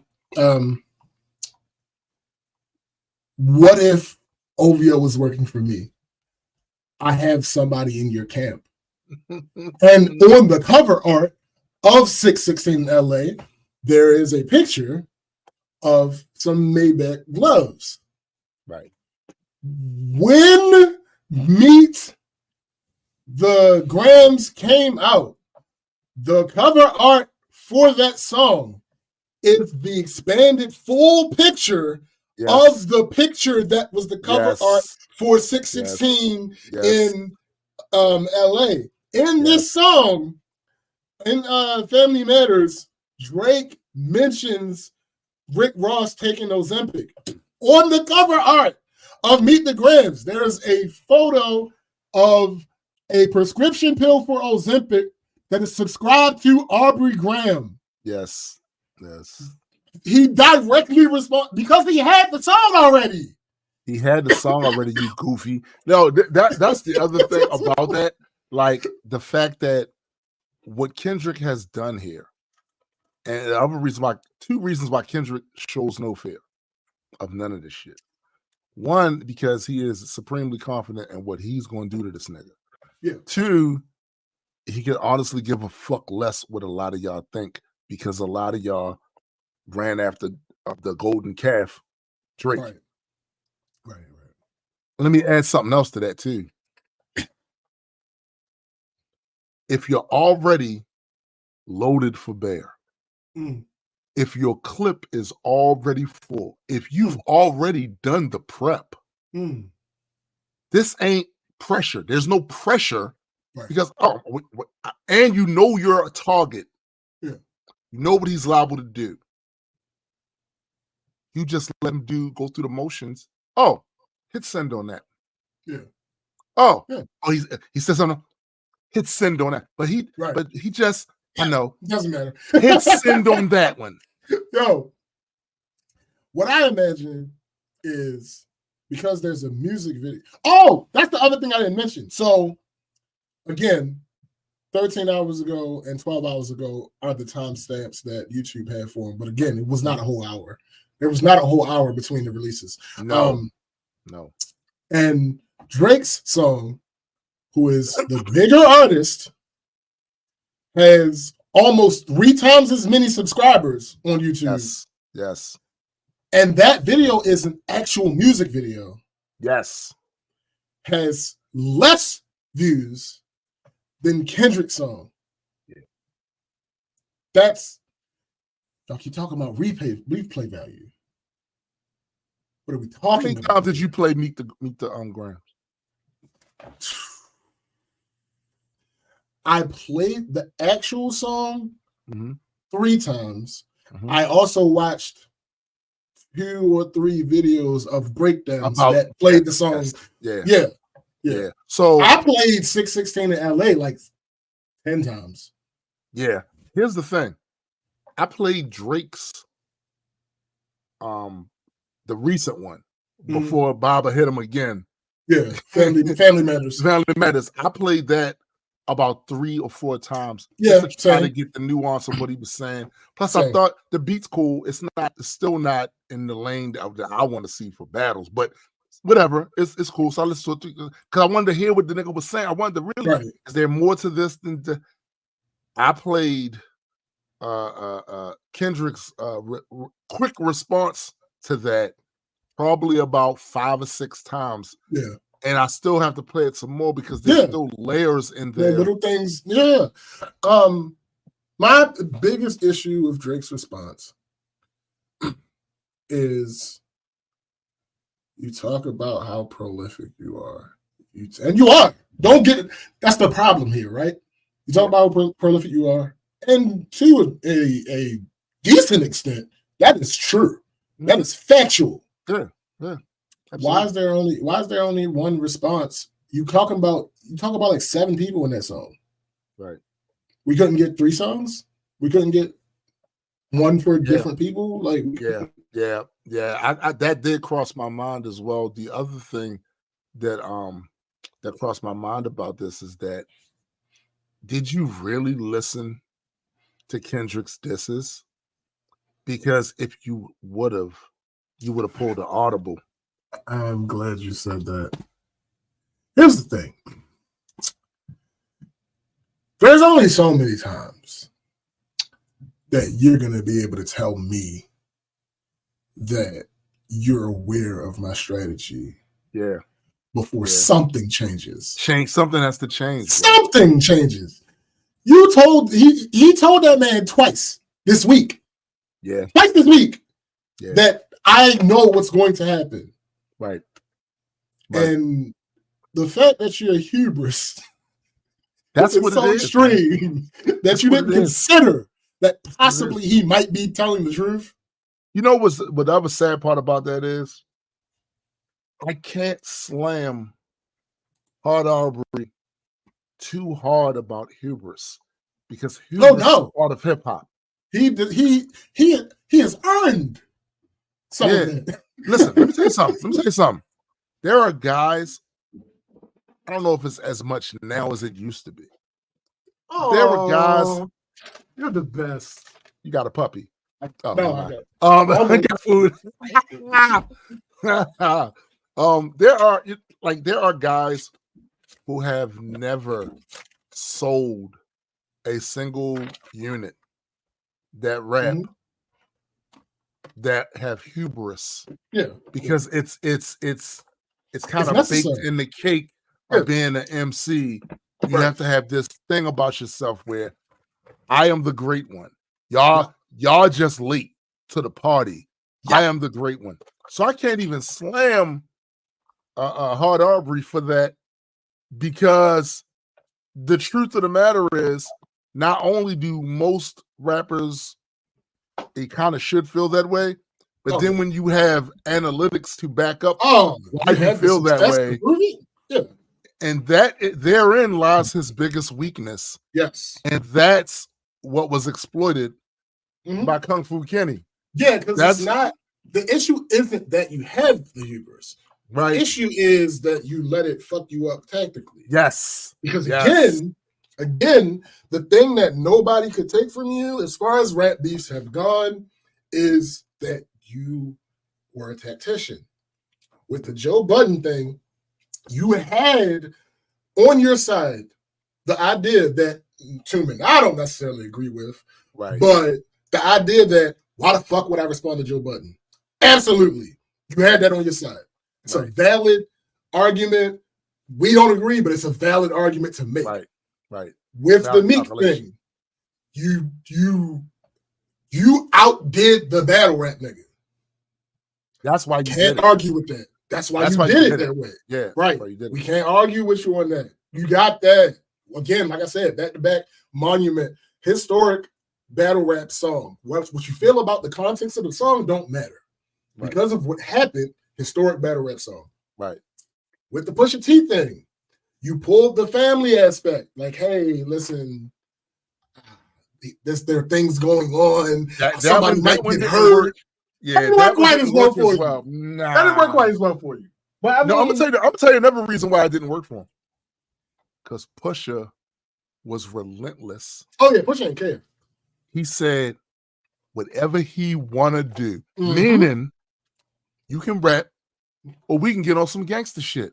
Thanks.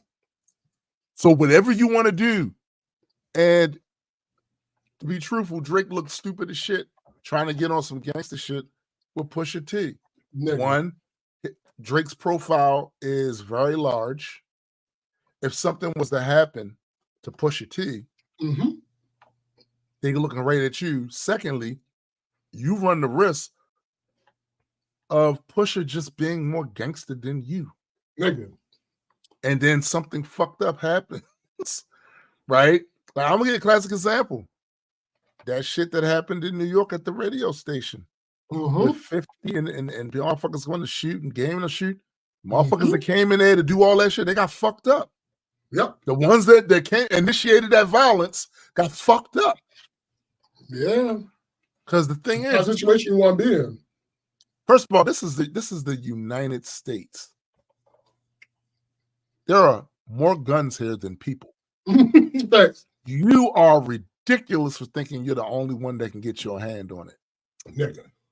And the only thing most people are counting on is that their opponent won't go as far as they're willing to go. Not that the opponent can't get their hands on the weapon. Of course. Right. Because they 100% could. So, yeah. That's why Drake tried that and then tried to put that little thing out there, and it didn't work.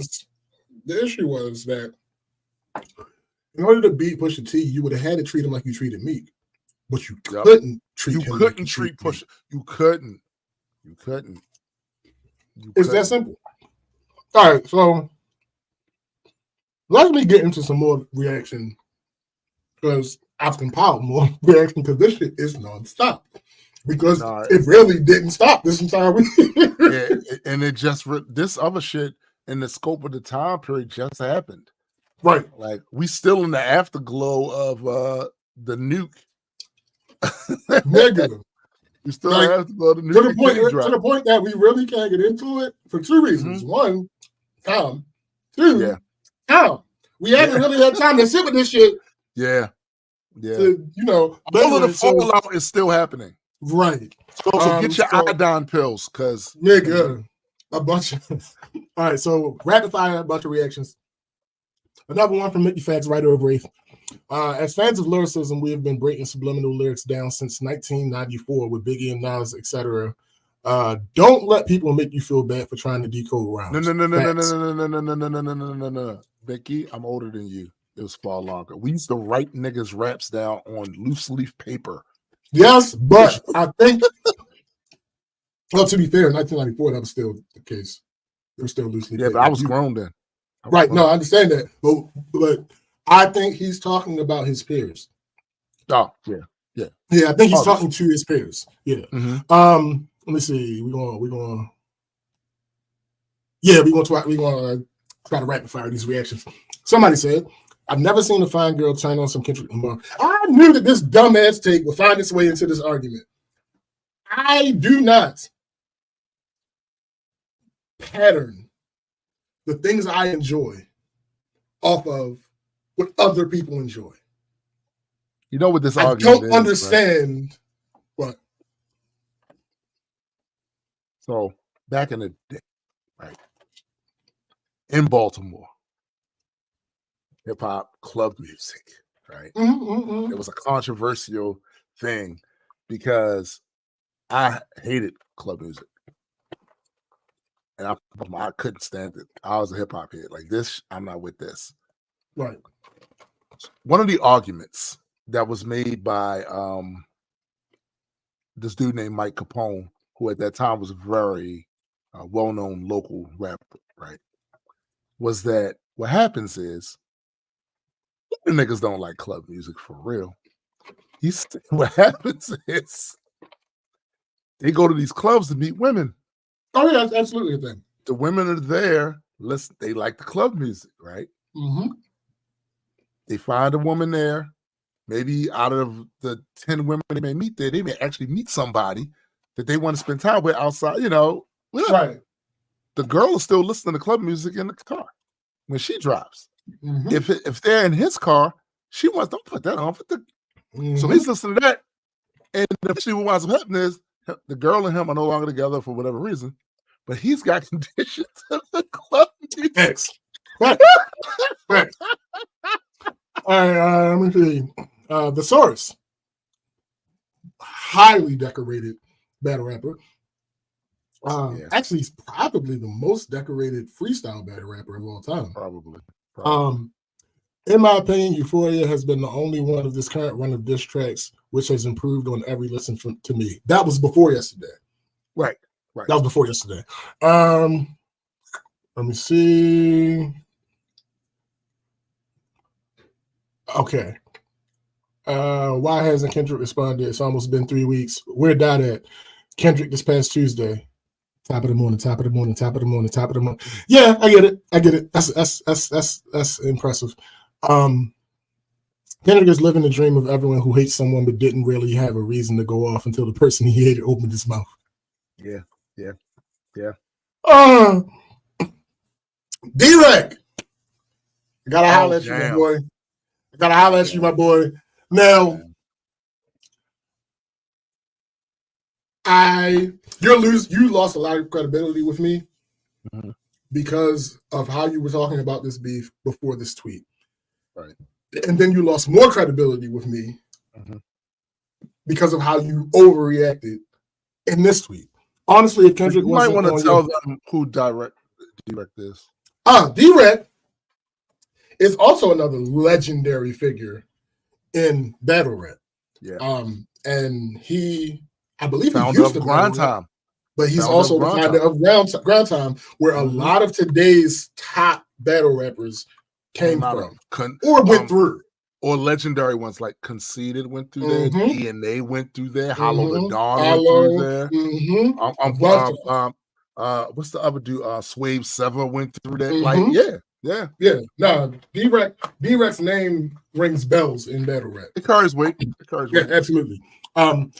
This take. Honestly, if Kendrick wasn't in your top 10 before Meet the Grams, he has to be now. It's solidified. Family Matters is dope. This is one of the most strategic moves in battle rap history. It's the top 10 diss record of all time. I have to think about where it sits. Now, it's not that I disagree with the words that he said. Mm-hmm. It's the complete 180 on his feelings of the situation. Right. Come on, my guy. Like, what are you doing? The person who wrote that article, Michael Harriot. If any of Meet the Grams is true, they got to give Kendrick another Pulitzer for investigative reporting. Next person, they was telling Cole, "Come on, man, do it for hip hop," and he said, "I know these niggas, y'all don't."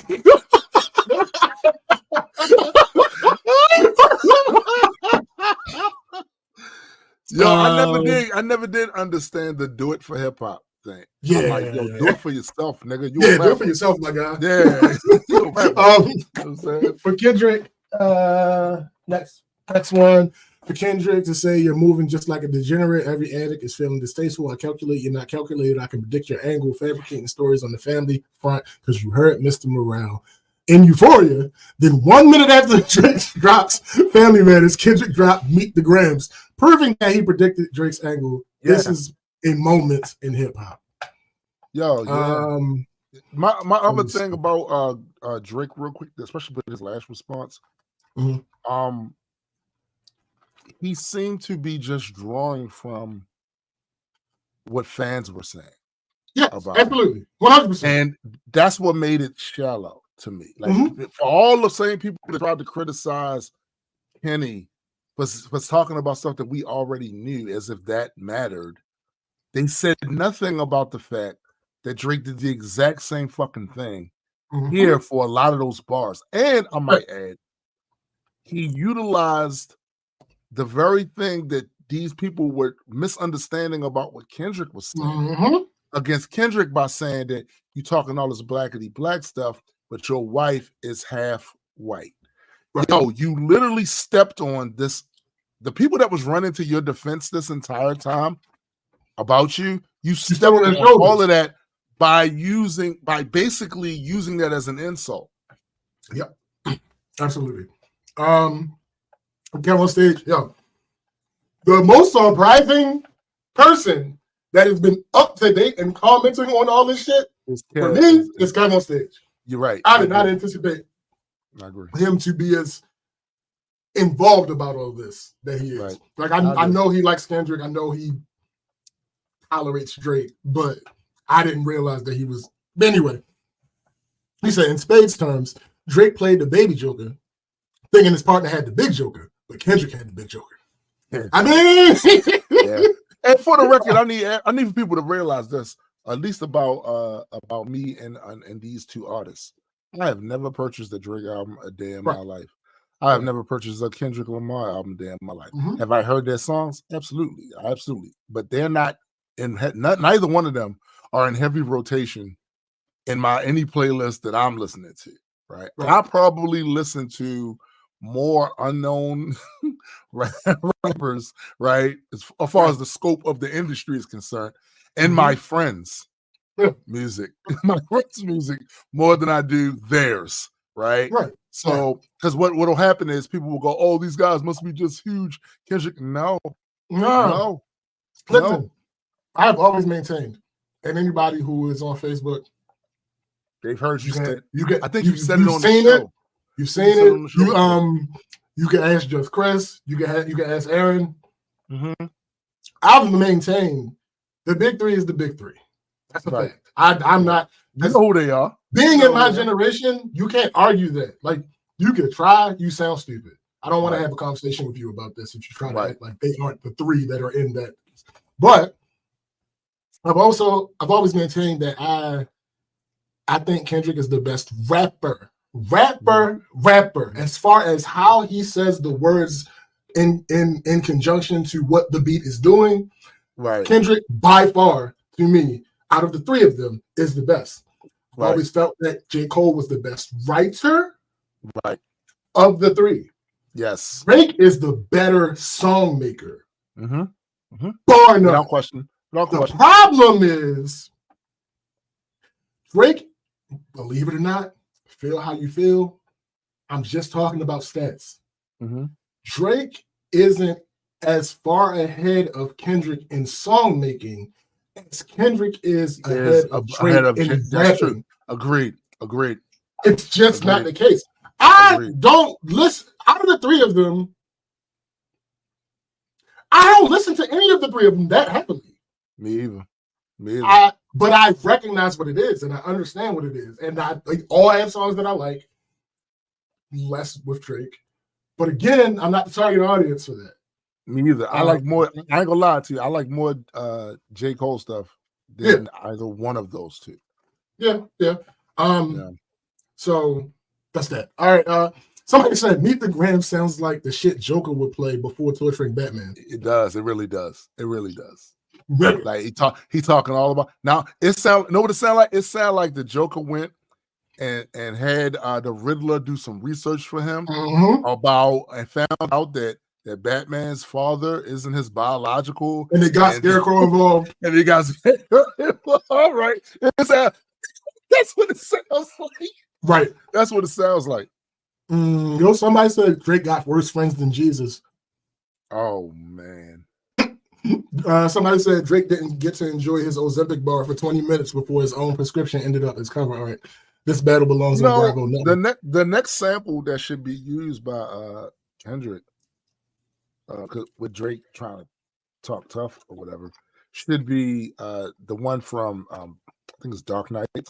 He was like, "Don't talk like one of them. You're not." Facts. Even if you'd like to be, right? Facts. Yo, somebody said every time Drake gets into a battle, he gains a child.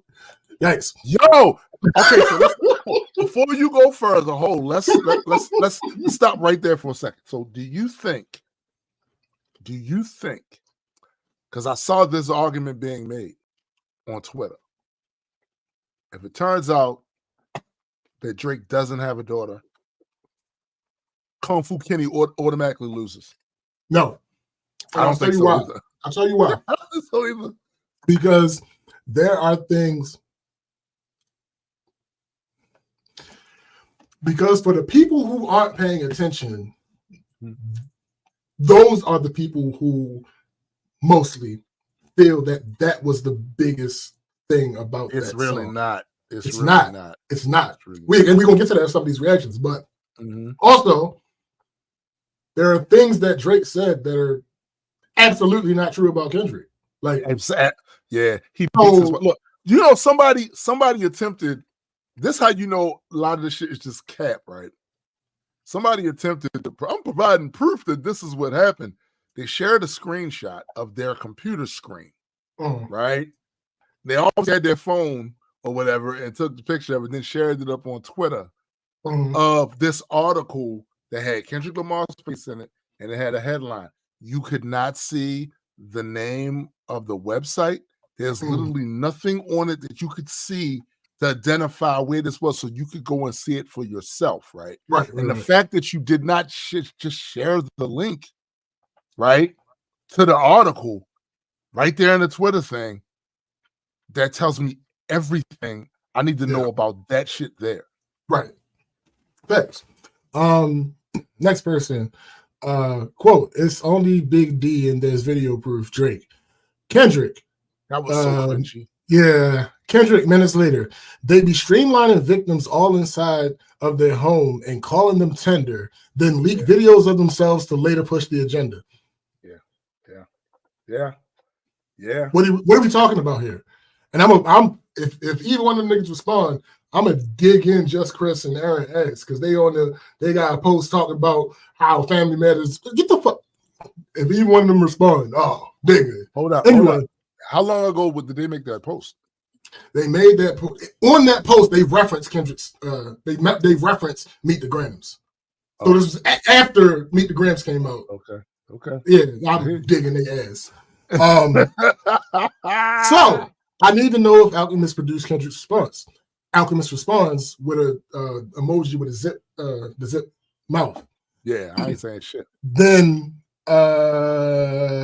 Questlove responds to that and says he didn't make the beat for the diss. He gave Kendrick that beat long ago, not knowing it was going to wind up being for this. So Alchemist produced this beat confirmed. Somebody said K-Dot probably called Cold Phone laughing and just hung up.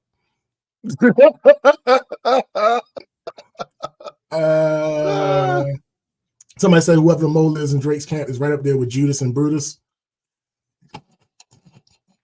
Somebody said Drake got niggas in his circle violating HIPAA, and somebody who I love, because jokes are jokes, but somebody responded and said the people in Drake's camp can't violate HIPAA because that's not how they work for him. He don't work for them. That's not how that. Okay, that's not how that works. Somebody said Drake slid so fucking crazy on the second part of Family Matters. The response: Drake was rapping like crazy over a 5 beat. Unfortunately, he was overshadowed by a hate letter slowly recited over a vitriol powered saxophone. Somebody said, honestly, Aubrey needs to clean house and go back to making music for day parties. Maybe file a restraining order against Kendrick. I don't know. Oh, damn. Somebody said Family Matters made it a close game, and then Kendrick killed the refs. Blah blah blah. So Drake responded to Kendrick on IG saying that he doesn't have a daughter. The quote is, "Hold on, can someone find my hidden daughter, please, and send her to me? These guys are in shambles." Somebody quote tweeted that and said, "This nigga got called a rapist, a pedophile, and a sex trafficker, and he only addressed the hiding of daughter allegations." Yeah. That part I found to be super weird too. Yeah. Because at the end of the day, what it does kind of show, even if it's just from a subconscious level, how much you guys really undervalue women as a whole. Absolutely. 1000%. Another dumbass take from D out of Henny Man.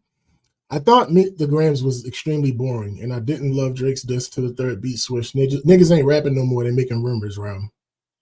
What do you think? Let me hold up. See, and this is the part where we gotta kind of dig in the ass of a lot of the battlers. Not only are you a battle rapper, you are a media member in battle rap, and you have hosted battle rap events. Come on, bro. This is the thing that killed me about that. We've had how many years of watching mainstream hip hop turn into what it is now? Mm-hmm. Nobody should be surprised about the sound and all that other shit of and basically how the mainstream rappers are going. Nobody should be surprised. Nobody should be surprised. You had over 20 years of seeing this shit get to this point. Nobody should be surprised. If you come from battle rap or you're a battle rap fan, why are you this heavily invested in a way that you have to do this and say this sort of shit? Because you already have access to the raw, uncut shit. But the problem about this take, though, is it's cat. It's fucking cat. Because whether you're talking about battle rap culture or you're talking about the old school beefs, like I mentioned earlier, with the old school beefs, there was no internet. So you can say whatever the fuck you want to say about somebody, and there's no way to prove it. That's right. With the battle rap thing, niggas talk about rumors all the fucking time. That's 90% of what battle rap is. Bro. So what the fuck are you like? What and they lie. And they fucking lie. They just be lying. Yo, Verb mother is a lesbian. DNA's mother is in a wheelchair or retarded. Like, they said she was retarded. Mm-hmm. All these things, like, there are common lies. Yes. Like, what are we talking about? I don't understand. Anyway, so look, Tay Rock and the transsexual and all that. Yeah. Come on, bro.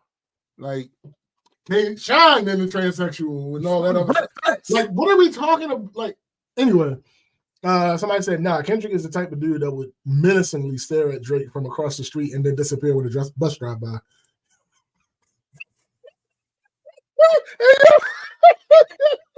Yo, Nikki Facts, writer of Wraith. It's only been 9 to 10 hours, but Meet the Grams might be better than the story of Adidon. This shit is menacing. And here's we talked about Drake patently lying about certain things. Wait a minute, hold up. Not only is Mickey Fax the writer of Wraith, he teaches hip hop at a college. He teaches hip hop at a collegiate level, yes. One of the lines from Family Matters, but you won't go back to your hood and plant no money trees. This is an article from, I think, a senator in LA. Quote, if you visit Compton, Mr. Lamar is a familiar face in the neighborhood. The rapper has donated hundreds of thousands of dollars to the Compton Unified School District's music, sports, and after-school programs to help keep Compton students off the streets and in the classroom. Lamar also gave $50,000 to his high school's music program, where the students see him as a role model, and he takes that role seriously.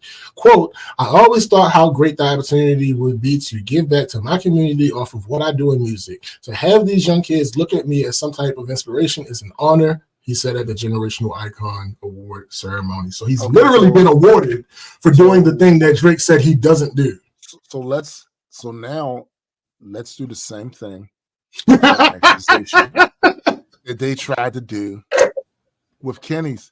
He lied. Right. This is what I'm saying. Demonstrably so. And demonstrably. It's demonstrably, but also, are we really jacking Drake's denials about the daughter? Right, because he denied Adonis. Yeah, he denied Adonis. I'm taking a wait and see on that. Also, why to Drake, right? This line is disappointing because I know how calculated you can be. Why would you lie about something so innocuous? Like, what everybody, like, to the most unassuming person that you think would ever do it, overwhelmingly, there's a vast amount of people who become successful who donate to where they come from. Like, that's just a normal, like, that's regular weed. Like, not only is it regular weed, but it's even in the best interest for the artist to do it because of PR and tax reduction. That part, like, why would you lie about something like that? Like, that doesn't even make sense. But anyway, we don't take shit serious. Somebody said, I think I would rather piss off Boeing than Kendrick Lamar at this point. That was ass. We don't take shit serious, yo. J.R. Ryder. Y'all be impressed by the most one-syllable mediocre bars. Somebody quote tweeted J.R. Ryder and said, the person who composed the tweet below once said, I started the starters and fathered the fathers who fathered.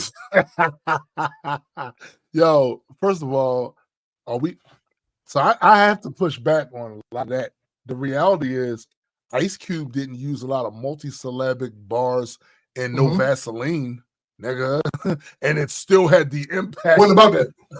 Yeah, it's not. Yo, what about that? For those of you that a lot of you have an over-reliance on that.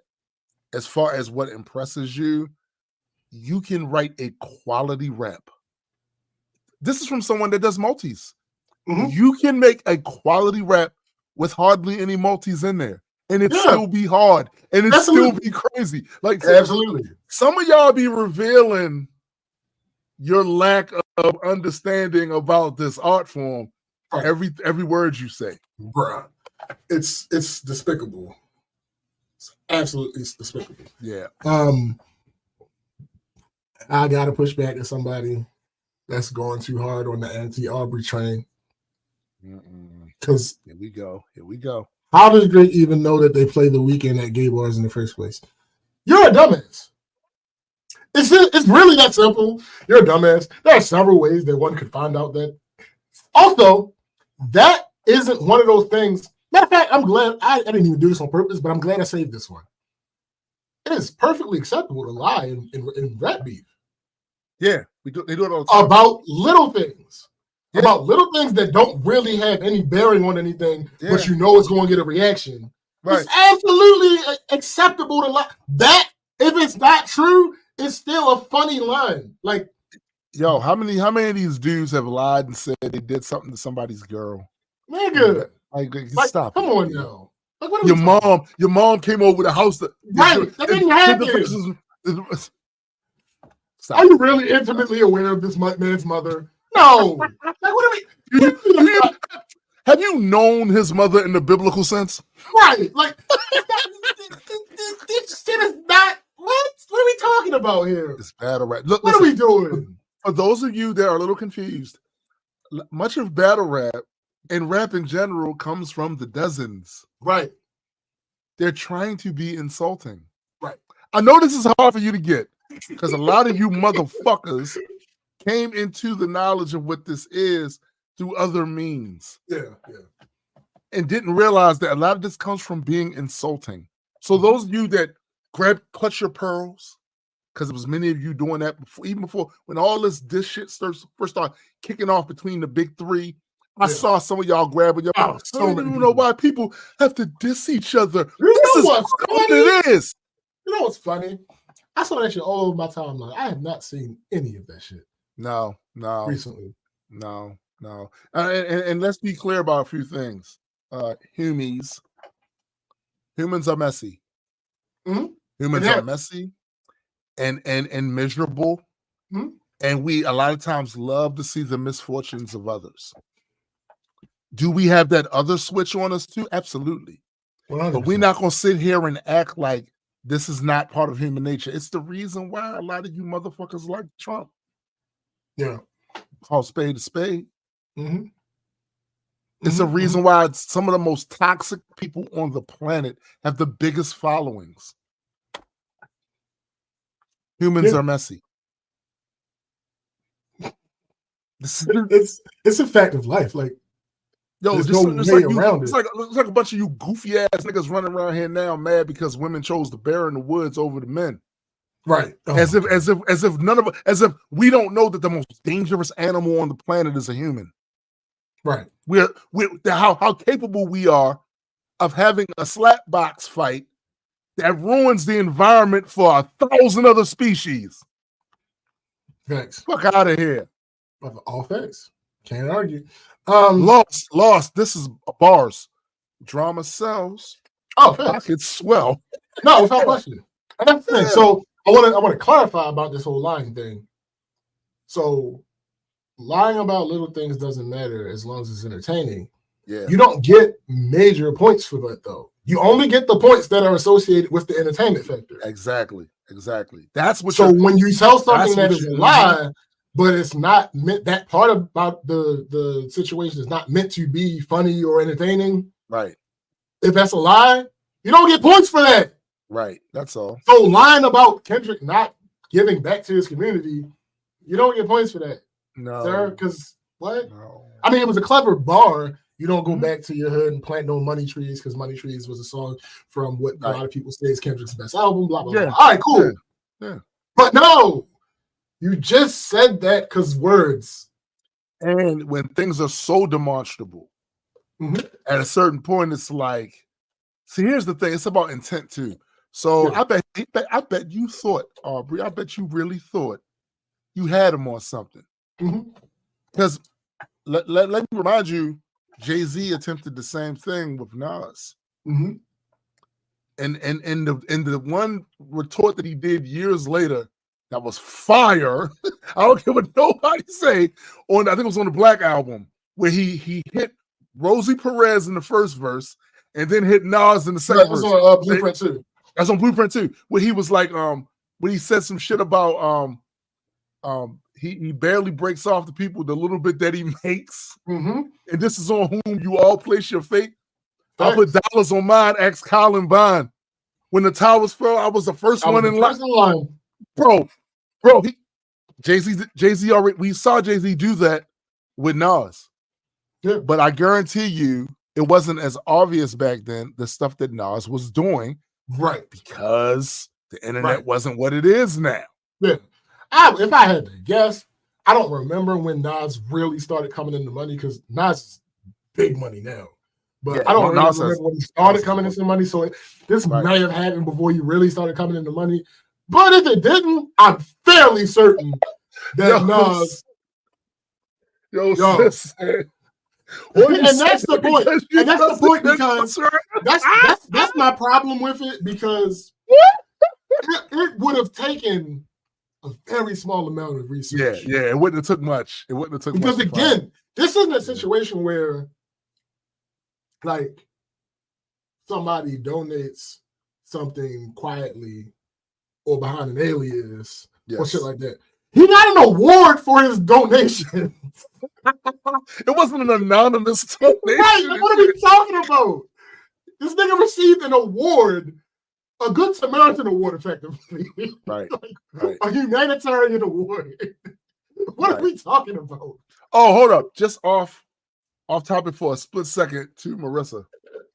One of these days, Marissa, I don't know when this is going to be able to happen, but my biological sister insists upon meeting you, because in the post where I think it was her birthday post where I called you my sister was like, you don't just be calling randos your sister. I'm your sister. I was like, she's not a rando. I've known her for years. And that's my sis. He said, well, I want to meet my sis too. I want to meet my sis too. All right, let's move on, because we can talk forever, but I got a lot of shit I gotta get off of this chest of mine. So week in review. I might as well do mine first because it's not as much as yours. I'm pretty sure you got some shit. First and foremost, shit is breaking. Shit is breaking. All right. I didn't break it. Something out there broke it with the birds. Oh. So I go outside earlier this week, and there's one bird on the fence and the other bird on the opposite side. They are not corvids. I don't know quite what species of bird they are, but they don't look also like the regular, them punk ass brown birds that we all know about. Shit. And they are having a conversation, and they could have been talking about, is it one chose Drake, the other one chose Kendrick? But nigga, they are in each other's face. One jumping up there. I'm like, it's all falling apart. It's all falling apart. They did that shit for a good 5 to 10 minutes. Yo. Saw squirrels doing the same shit. One at the base of the tree. One like in the middle.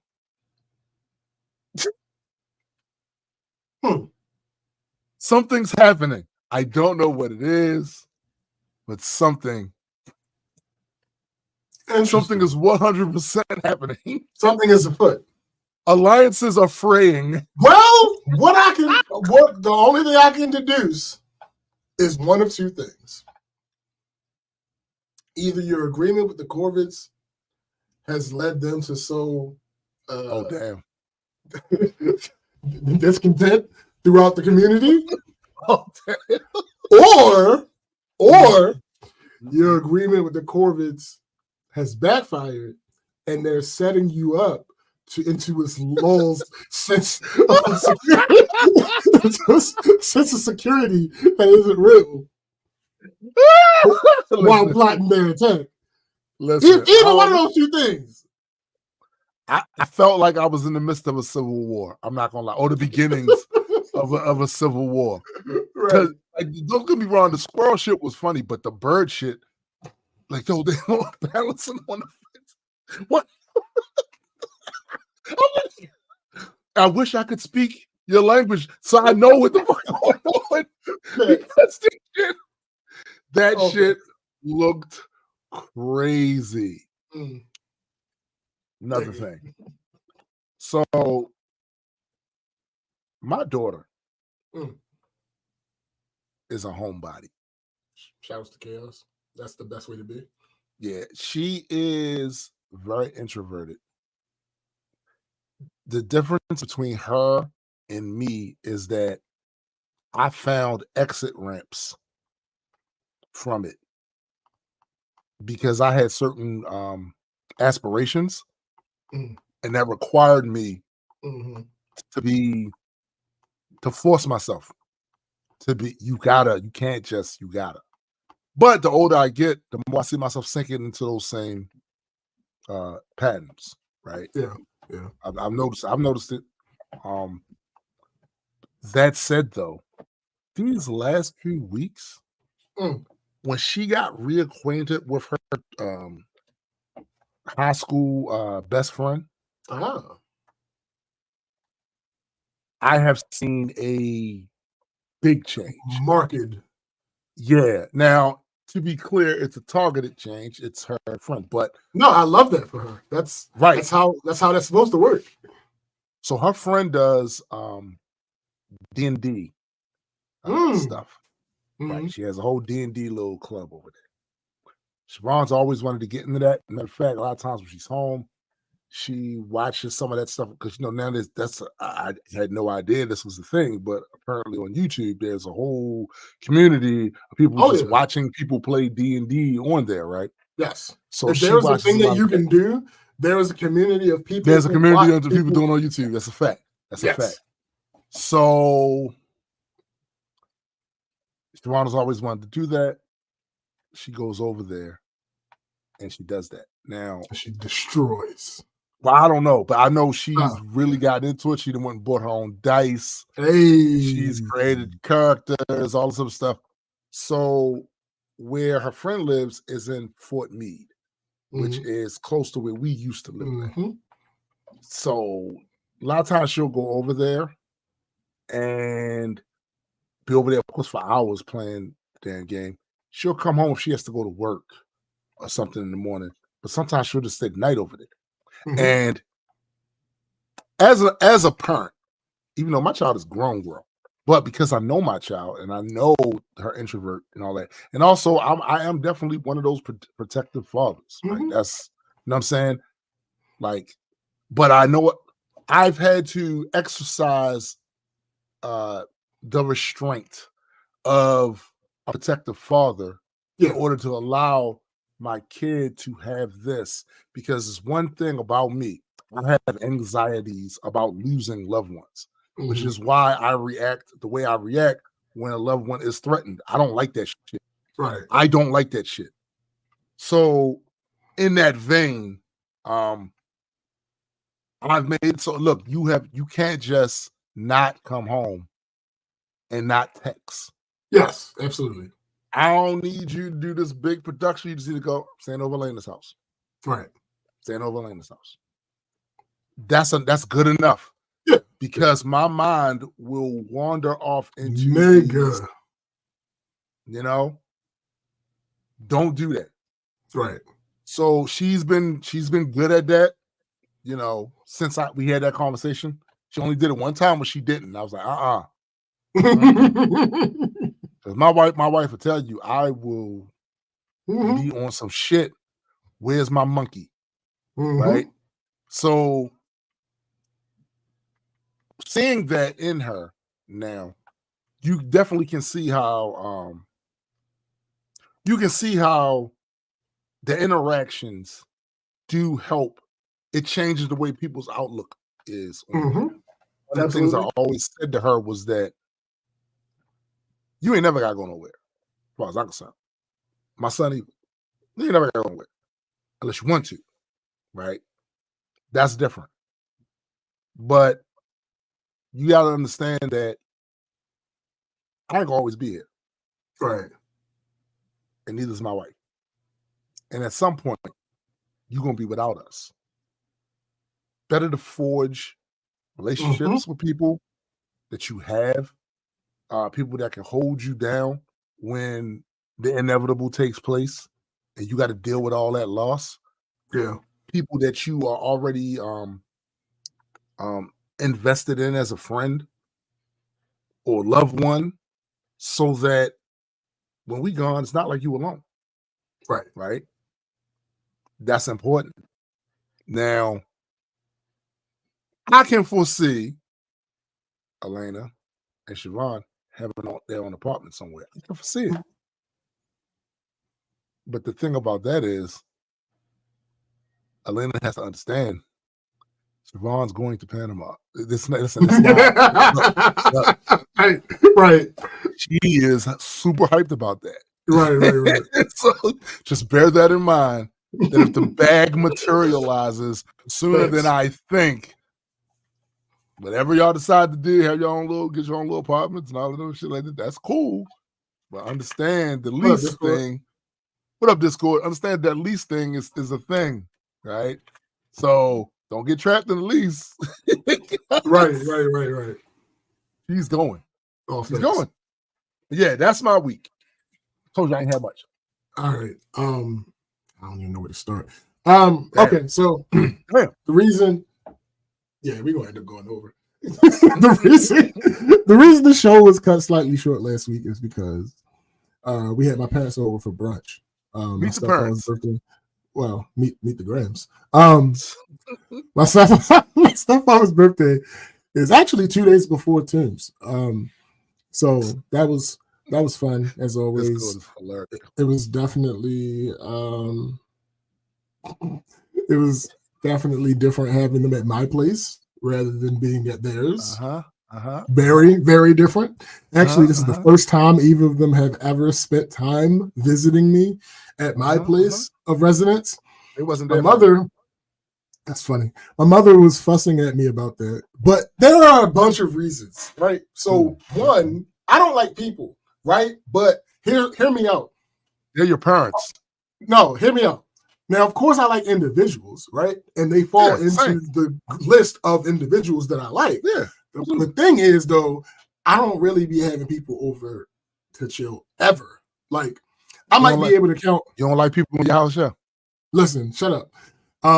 It's not as pronounced as you. No, it's not as pronounced as you, nigga. It's not the same thing. It is not the same thing. I might be able to count the number of different people that I've had as company that had nothing to do with them being somebody I was dealing with, right, or getting some type of work or business done, right. Just chilling, chilling, only chilling. Yeah. I might be able to count the amount of people since I moved out at 19 on both hands. I would again that it wasn't somebody I was dealing with. Yeah, it wasn't somebody that I was doing some type of business with. Probably same, yo. Like I can remember. I can remember them. Yeah. So yeah, I shouldn't be able to remember all of them, and yet I can. So yeah, I might possibly need a third hand, but in the last 8 years, at the place that I just left, the number might be 6, maybe, maybe 6. Yeah.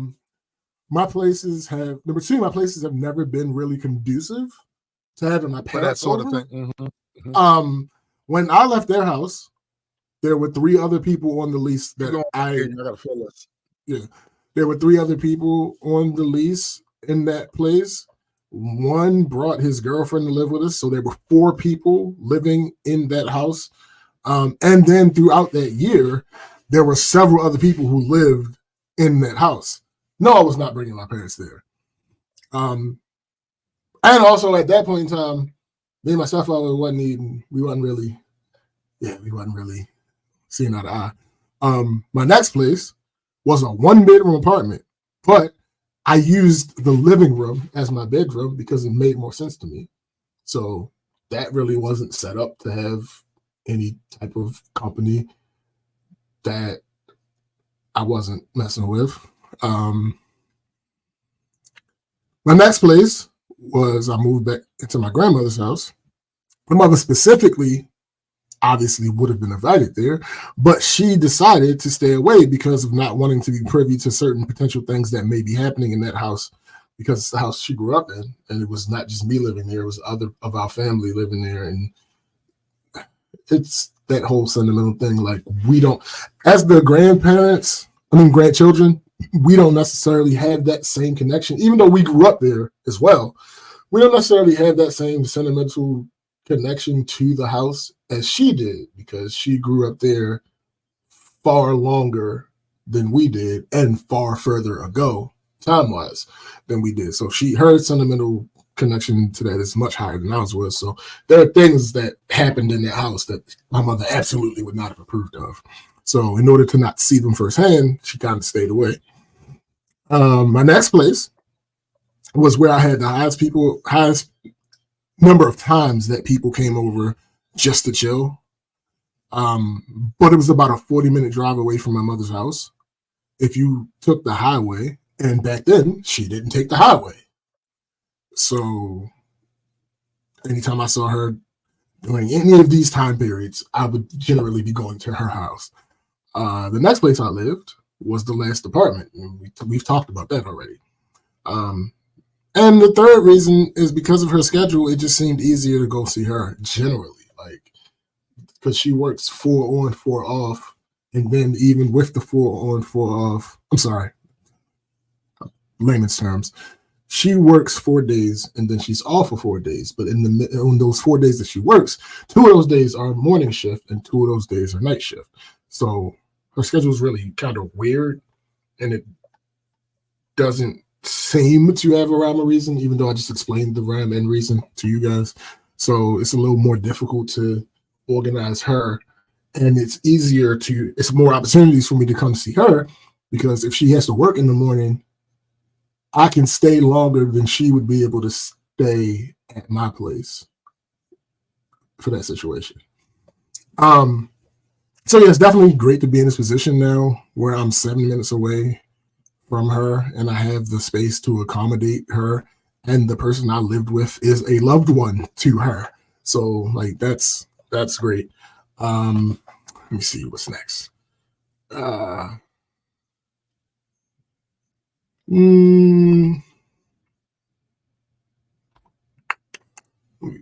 who's in there? Okay. The next thing, this home automation thing, this kick that I've been on. So as I finish more projects within the smart home, as I predicted on here last week, Chrissy is getting more into it, more on board with it. I didn't really get into it in explicit detail last week, but the best smart home, for people that don't understand the concept or don't agree or don't really know anything about it, the best smart home has nothing to do with pressing buttons on your screen on your phone or yelling a voice command. I can't remember who said it, but last week when we were talking about the whole pressing buttons on your phone, somebody was like, just have it set up so you can use your voice. Yeah, the best smart homes aren't really focused on those two things. Yes, they're features. Well, the voice thing is a feature.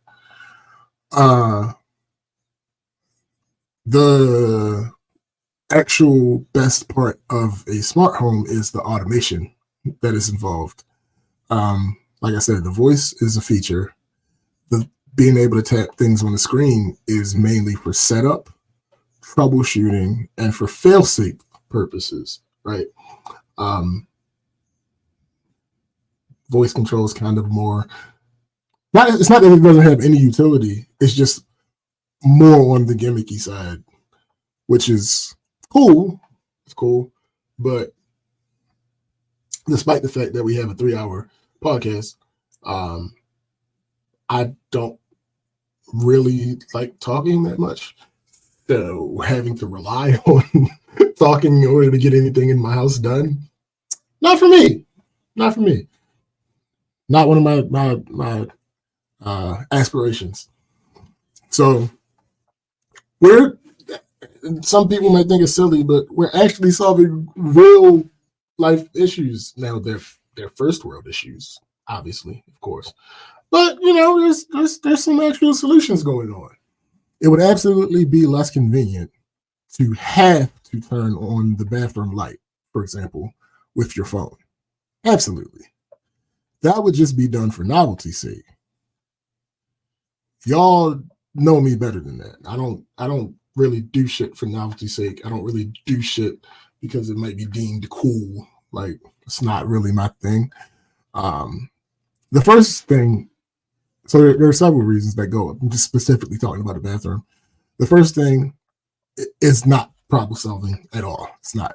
It's just more work to turn on the switch than it is to just be able to walk in and do what you have to do. Like, the bathroom light comes on automatically when you go in the bathroom.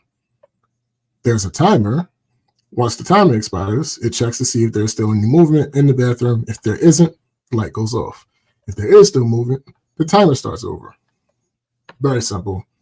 Might seem complicated, but it's very simple. The second thing is a problem being solved, because I personally hate when you are either about to go to sleep or you're about to go back to sleep and you need to use the bathroom. If you turn the light on, it's going to make it harder for you to go to sleep because the light's so bright. Maybe you live with robots. All right, so you could try your luck and work your way through the darkness, but that comes with its own problems. Potentially, like stubbing your damn toe, right? Stubbing your toe, missing the toilet. Whether we're talking about a man, standing up peeing or somebody sitting down on the toilet, missing it. Like, it's a couple issues that come with trying to use the bathroom in the dark. So I had to set that at specific times of the night. The light comes on just enough for you to see, like, not super bright so it can hurt your eyes and no shit like that. Hey, wait a minute. In your bathroom, is there a window? Yeah. Outside, is there any source of light? Yes, but not bright enough not bright enough to really illuminate the bathroom. But also, that window is in direct sight of the toilet. So, no, we're not just going to have the blinds open on the window. That's not, no. It's not, it wouldn't really be, wouldn't be prudent. No, it wouldn't be prudent. So, like I said, I have it set at specific times of the night. The light comes on dimmer, so it's not really that big. It doesn't fuck with your eyes like that, but you can still see. Okay, so that's important, bro, because I hate waking up in the middle of the night. This shit wakes me up. One way is bright as it wakes me up. It either gives me a headache or it wakes me up, or sometimes both. Yeah, I can't do it. Now, on to the thing that is better about the old way of handling the light is how it doesn't come on if you don't need it. If you walk in and you have to flip the switch to turn the light on, and you're in a situation where you don't need to turn the light on, you don't have to flip the switch. Very simple, right? it's elementary. But so the next thing I did was I put a light level sensor by the window, so that if the room is at a certain brightness already, the fucking light doesn't come on. Like, so I think I might replace the motion sensor with a presence sensor. There's a big difference. Motion sensors only detect motion, and there's a cooldown. And the one that I have, well, actually, I think all of them have cooldowns. That's why I need the timer. How long is the cooldown? I don't know exactly. It's somewhere between, the particular one I have is somewhere between 50 seconds and a minute and 5 seconds, or somewhere between that. I have no reason to know specifically because I just made the timer for a minute and 30 seconds, so I can be sure that the cooldown is passed.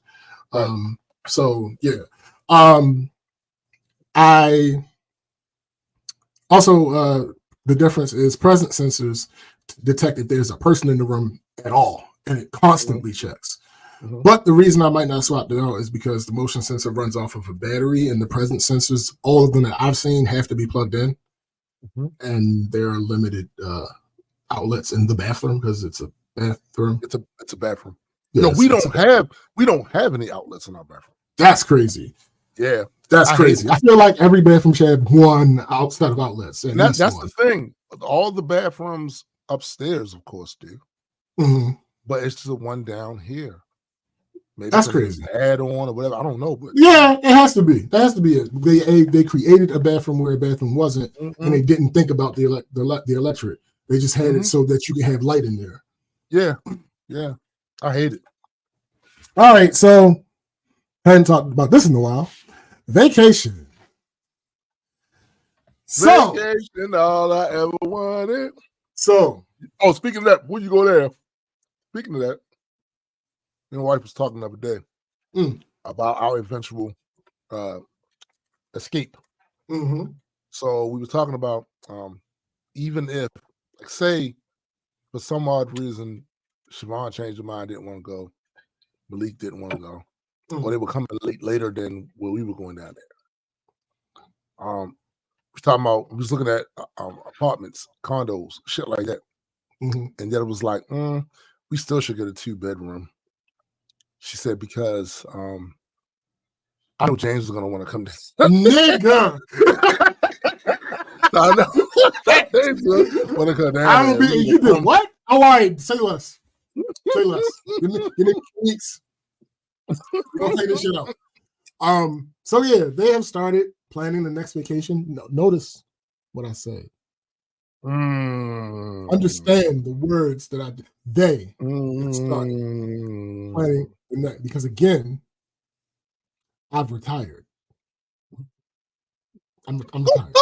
And it's been glorious. Has it though? Nigga. Not that shit isn't fucking up. It's that it's not my responsibility and I don't care. So Dawn is still trying to get me to participate. I don't think she'll ever stop trying. Actually, no, I'll take that back now. I feel like she is starting to get more comfortable with the idea. So slowly but surely, she'll probably stop. She'll never stop joking about it.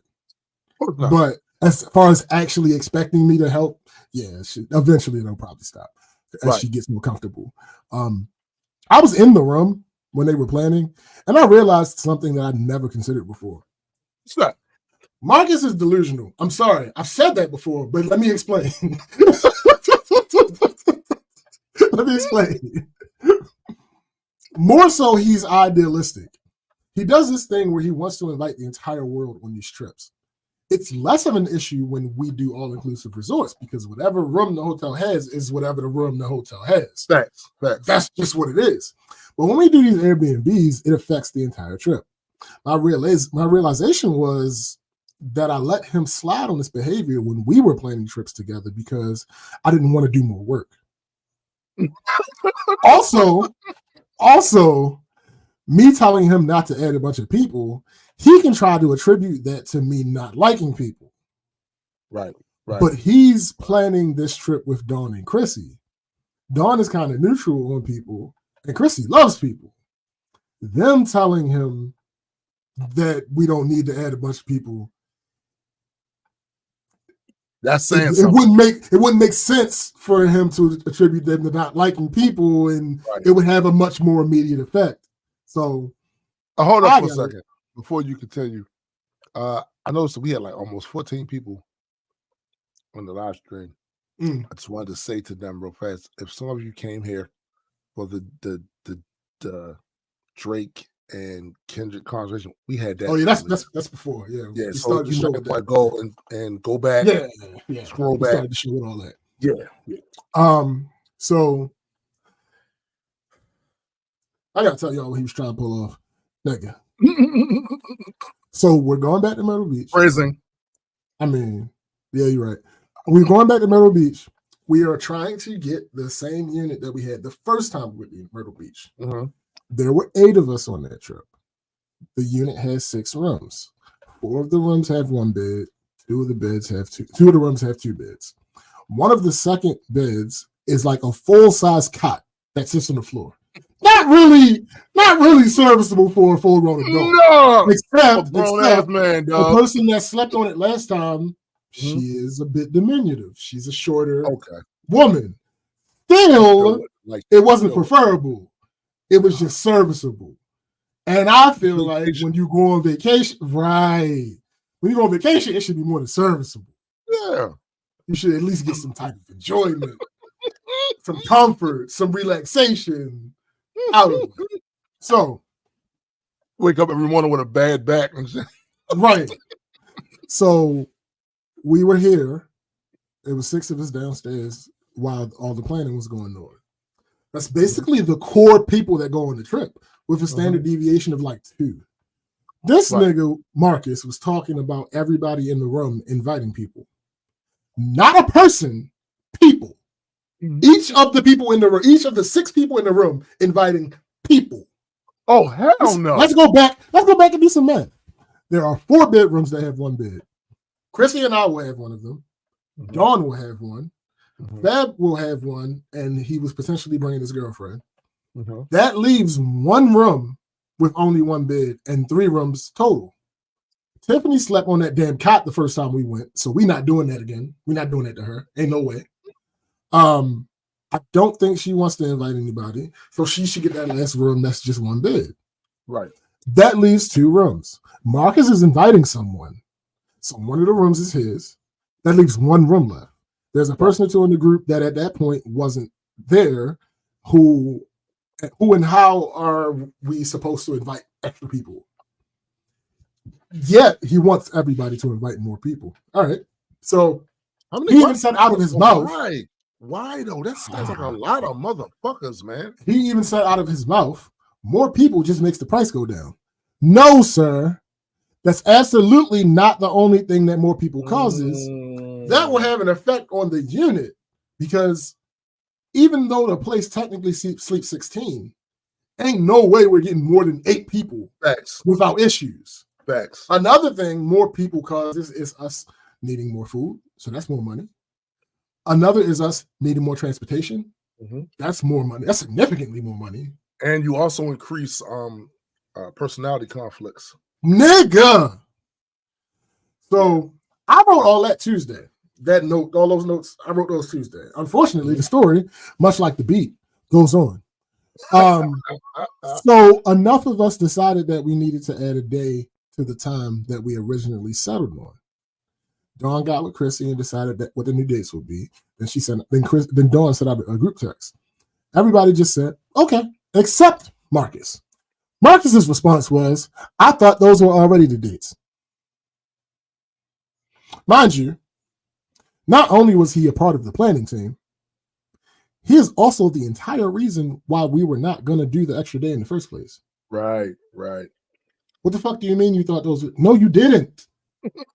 There was nothing that would have contributed to you thinking that those were the original dates, because you are the reason that those were not the original dates. You are the reason. I told y'all how much I hate group text before. Again, specifically group text, not group chats.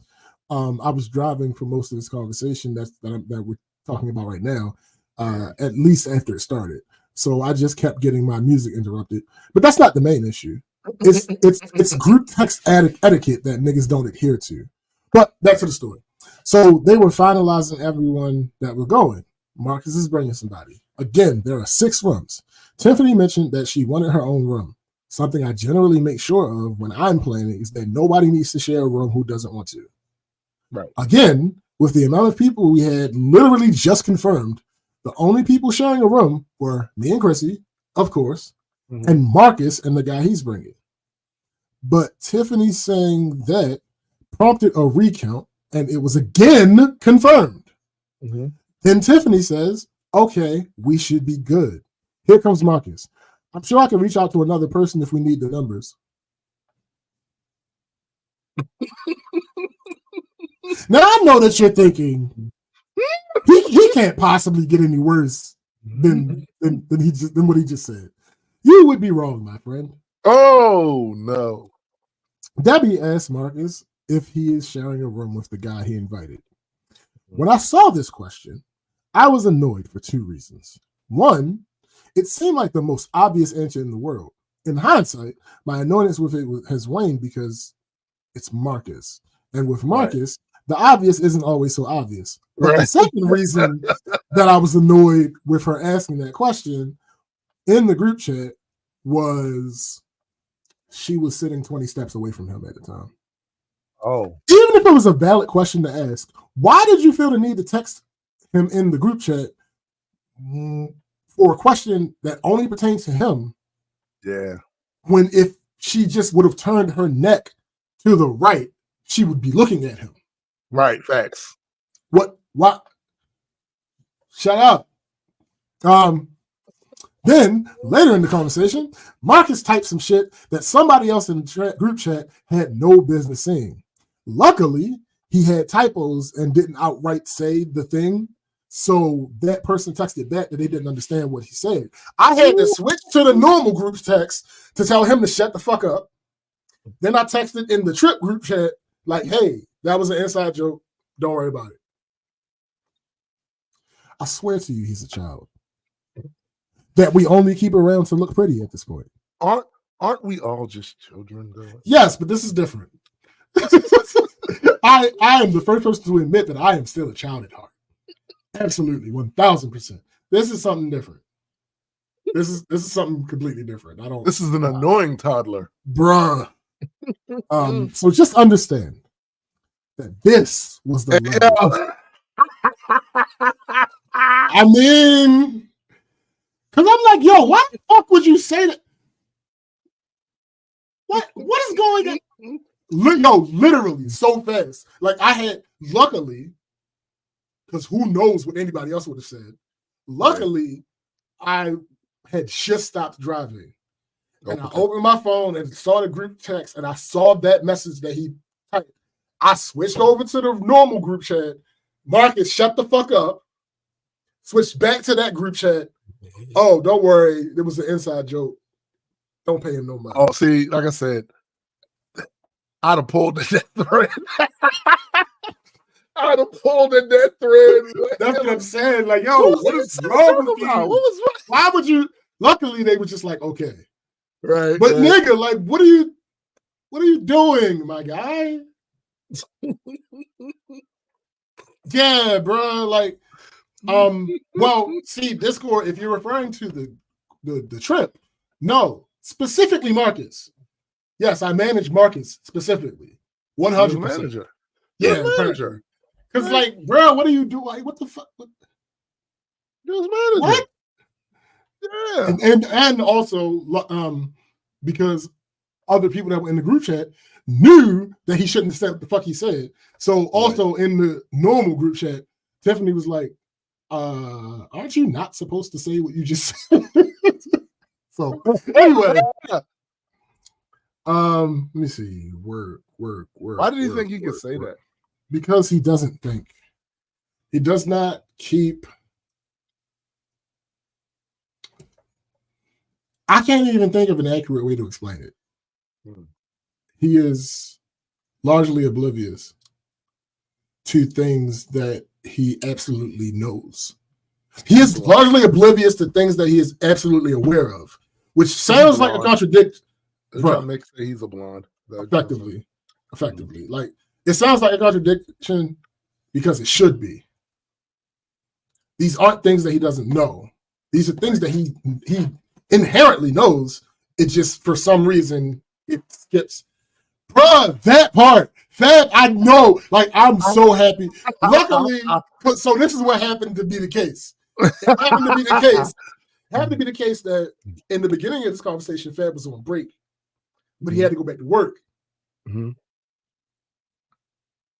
That I happened to pull up to where I was going and be done driving right after Marcus sent that message and right before Fab went back on break.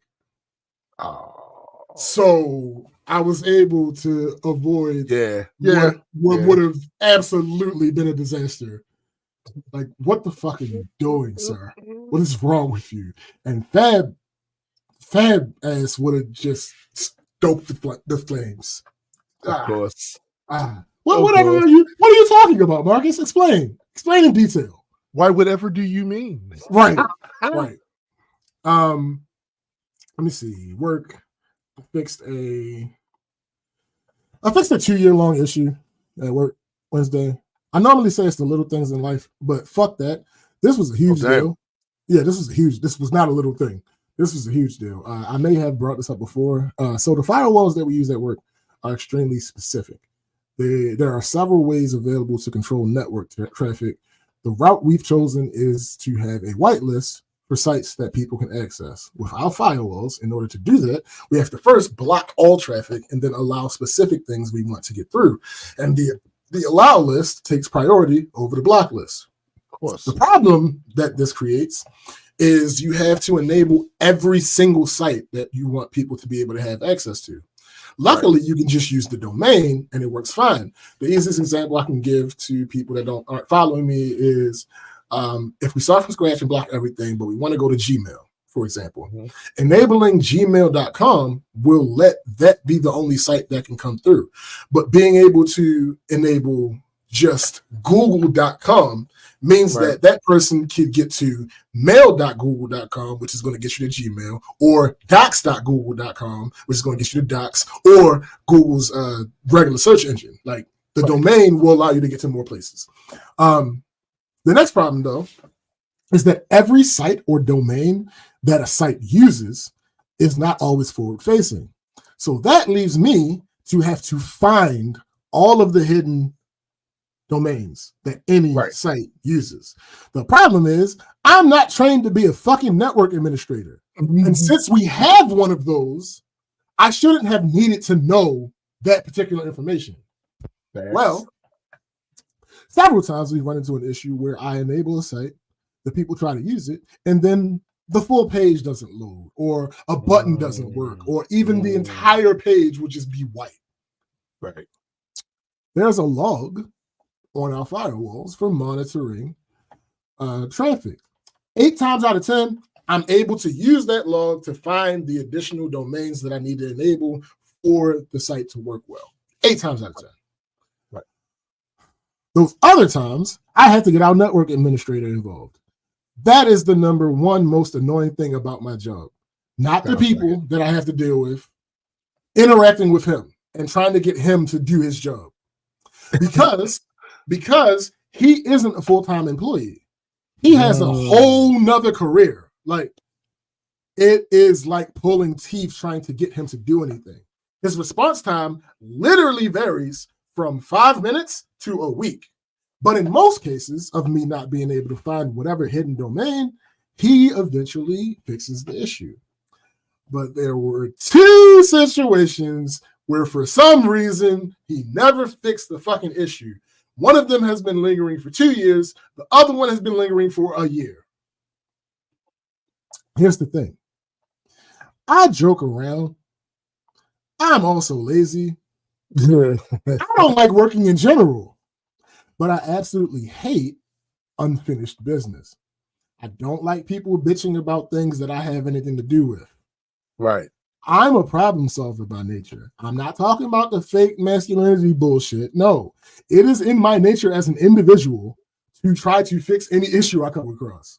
So I've always known that what had to happen to fix this problem. I just didn't know how to go about finding what the fuck I needed to do. And I didn't have the terms that I needed to use in order to Google it effectively. Right. I'm an amazing Googler. Right. It is very rare that I can figure out. The fact that I know, right? It's very rare that I can't figure out. I Google like no other. Bruh, like to the point where people close to me, I don't even get mad at them when they ask me a simple question that could easily be Googled, because I imagine that they tried and they just couldn't figure out how the fuck to do it. And I know I'm decent at that.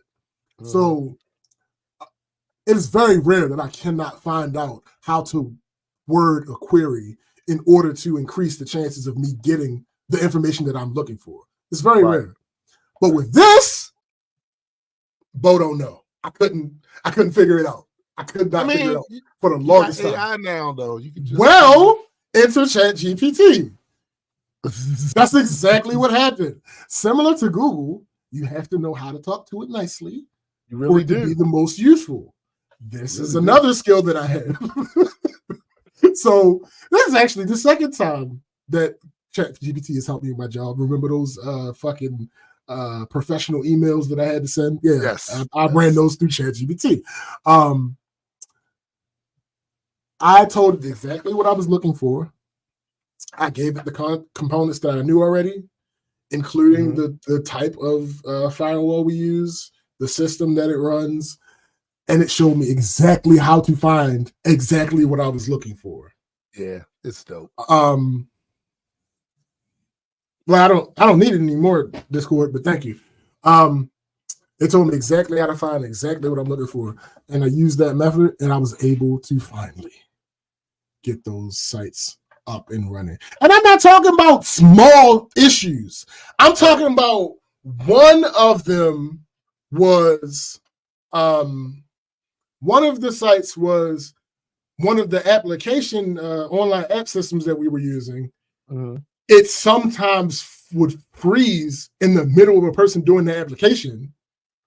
So that's not fucking helpful.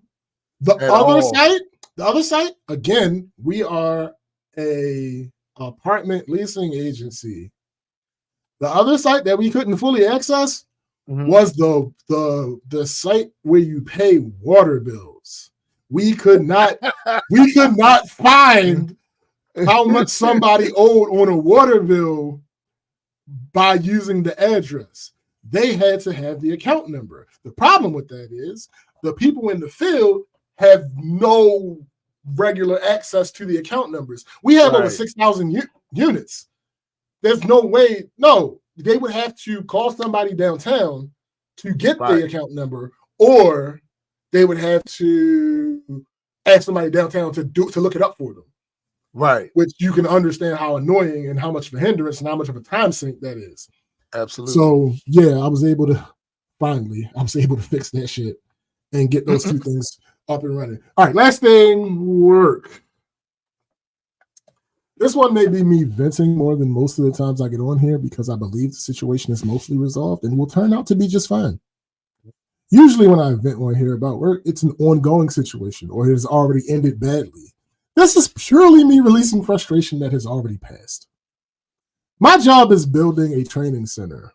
It's below one of the rental offices that is at our biggest property. They requested 2 PCs, which is when I got involved.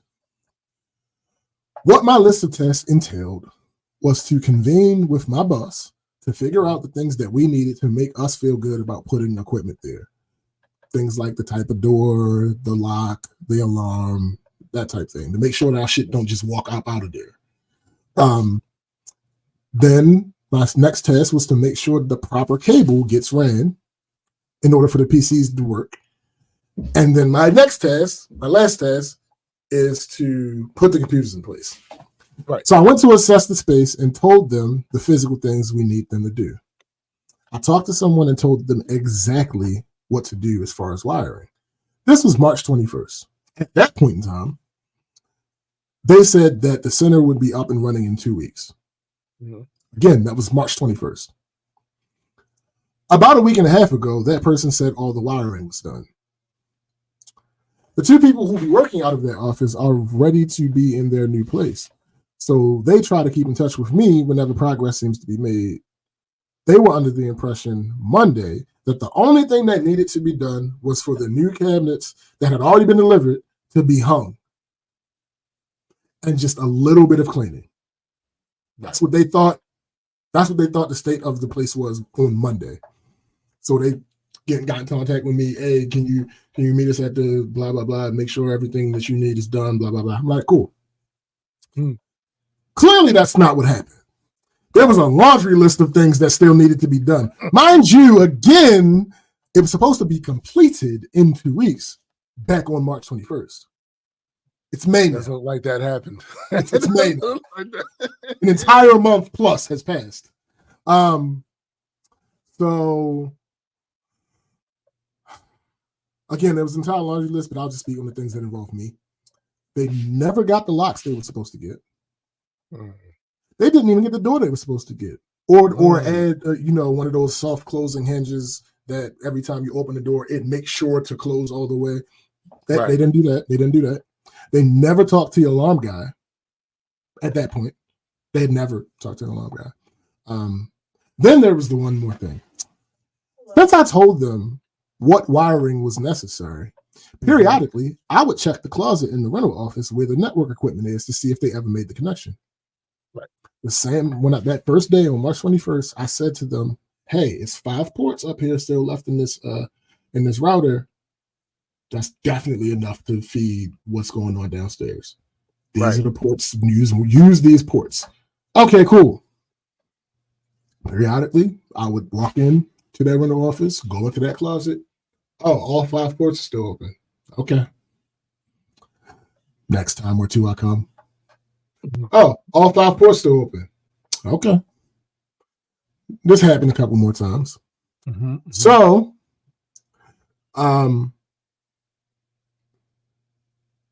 when the Monday, the 2 ladies, again, to be clear, this isn't the ladies' fault.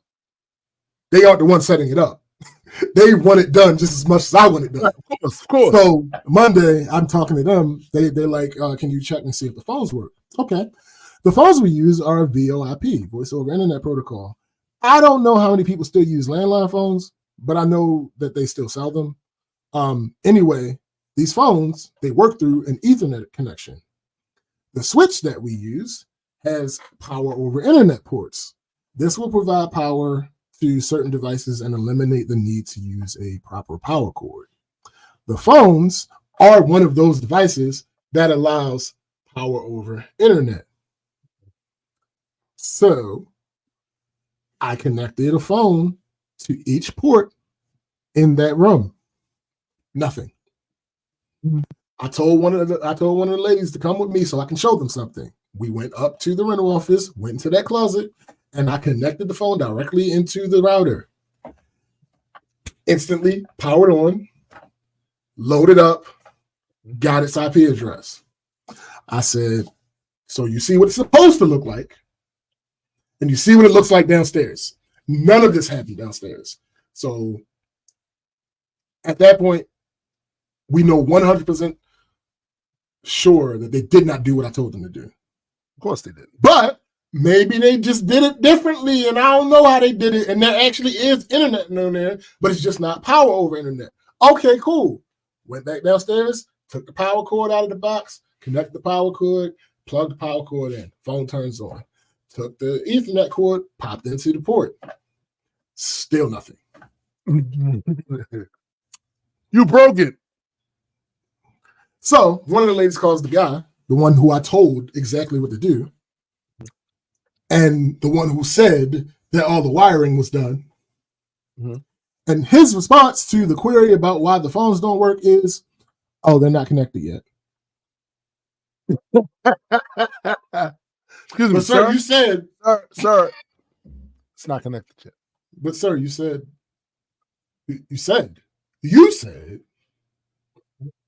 that all the wiring was done. Well, some battle rap shit. You said that all the wiring was done. They're not connected yet. What do you mean by that?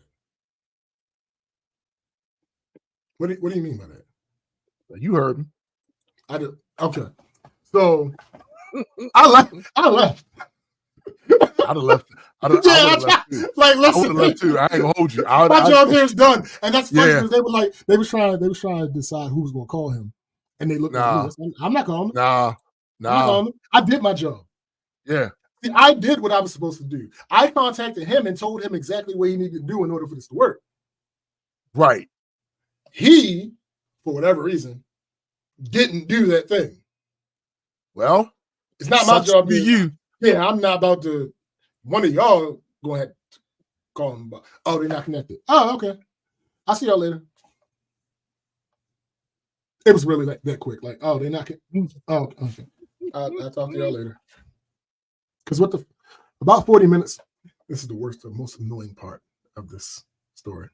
About 40 minutes later, I get a text from my supervisor, who's not my supervisor, that person, the guy, had come up to her desk to ask her for an update on the time period for those computers being ready. Yo.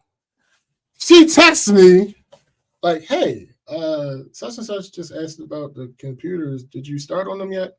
I said, I'm about to call you. She should have known when you said that. Listen, my guy, if you hear me say,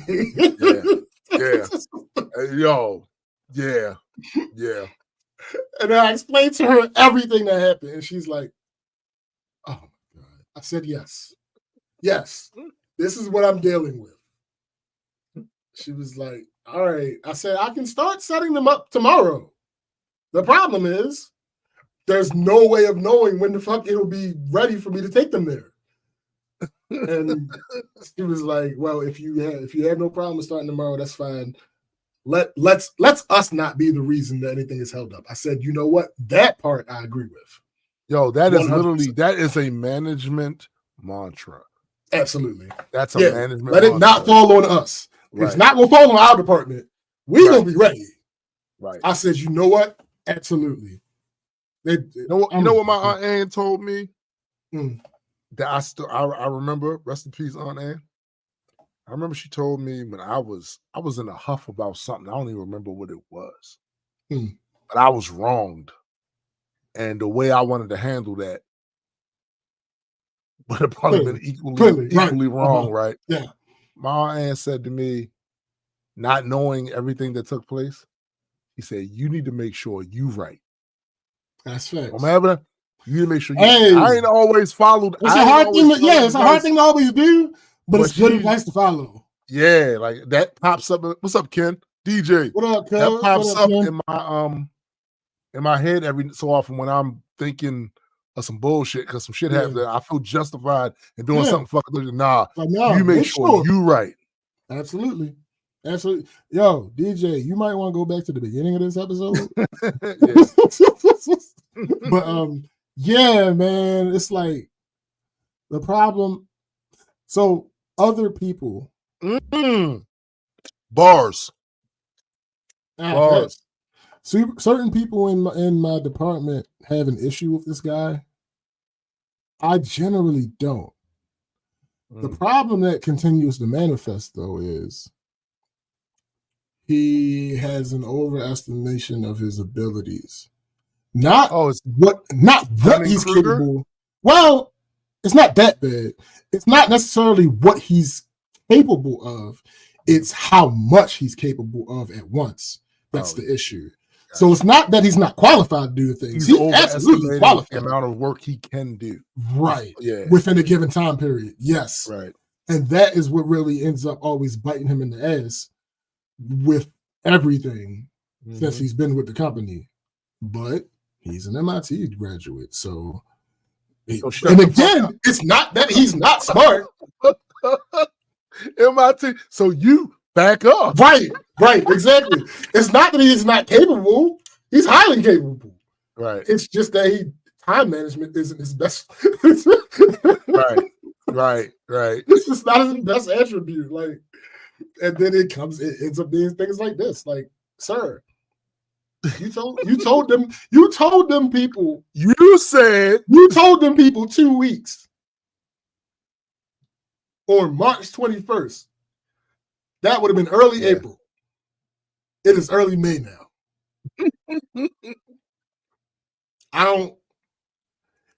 You were spectacularly off. You ain't say nigga, because you ain't say 2 weeks and it ended up being 3. No, you said 2 weeks and a month has passed. Yeah. More than double the time that you quoted has passed since you quoted said time. You kicking the actual factuals. So, come on, bro. Like, and I get it. Matter of fact, the funny thing about it is, I informed them thusly. See, this is the part that pisses me off. Yeah, see? Y'all allowed this nigga to say this. I informed them thusly.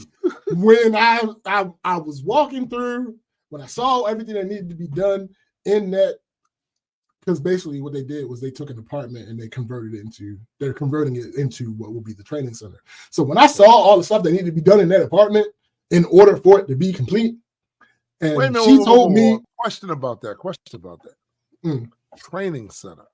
Training to do what exactly? Training for the agents, for the rental agents, when they're first hired and all that type stuff. So in that room, though, the 2 training managers, that will be their station office. So that's their headquarters. And then whenever somebody is hired, they will be with them for a while, learning all the ins and outs and everything, all the protocols, all the tools, and all that stuff. So when I seen what the apartment had looked like, and she had told me what it was supposed to have looked like at the end, and I thought about the company I work for, and she told me how long they said it was going to take. I had told her, you know what company we work for? You're not new. You're not new. I don't understand why you believed this 2-week time period that you were given. She's like, you no, know sir, better than that. I don't understand why you didn't believe. Yo, she wasn't like that, but she was like, listen, I just work here. I said, you're right. You're right. You're absolutely right. However, you're foolish if you think that it's actually going to happen in 2 weeks. Yeah. Ain't no way this is going to be complete in 2 weeks. It's not that it's not capable of being done in 2 weeks. It absolutely could have happened in 2 weeks. It's that, again, I know the company we work for. Right. I know how maintenance works. That's all I can really say without getting in trouble. But I'm aware of the company that I work for. I'll leave it at that. 2 weeks was a pipe dream. There was no way. I wouldn't be surprised if it's 2 more weeks from this point before everything is complete. Yo, that's crazy. Like, what are we talking about? It might almost be 2 months total. Jeez. And this motherfucker said, yo, when I heard that, I laughed at her face. I bet you did. Because if it was somebody different, I wouldn't have we cool. So if it was somebody like I didn't really have a relationship with, I'd have just been like, okay. And walked off. But no, I can actually express to you how I feel. I literally bust out laughing. Like 2 weeks. Oh, there is almost nothing worse than being laughed at. Bruh.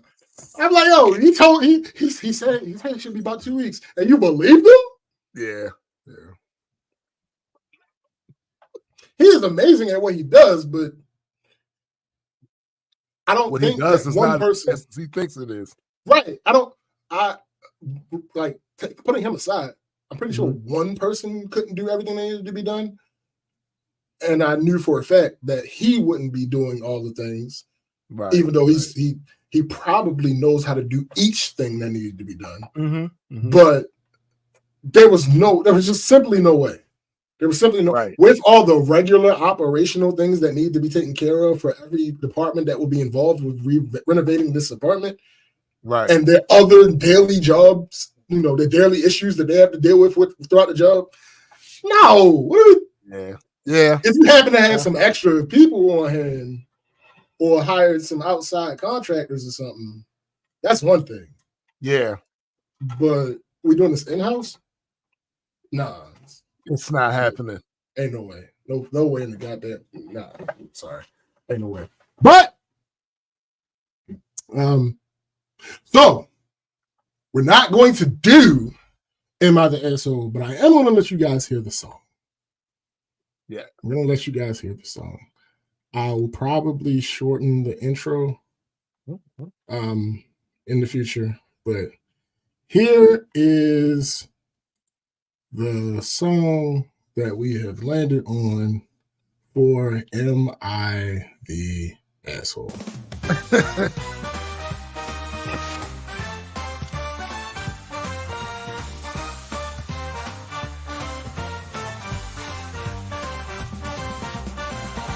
We need our own Vanna White.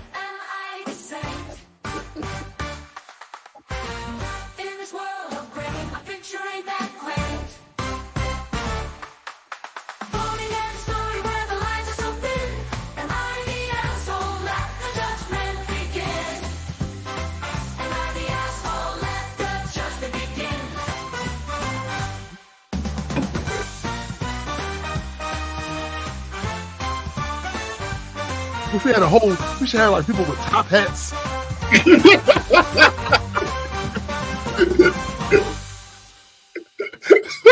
So yeah. Oh, my bad.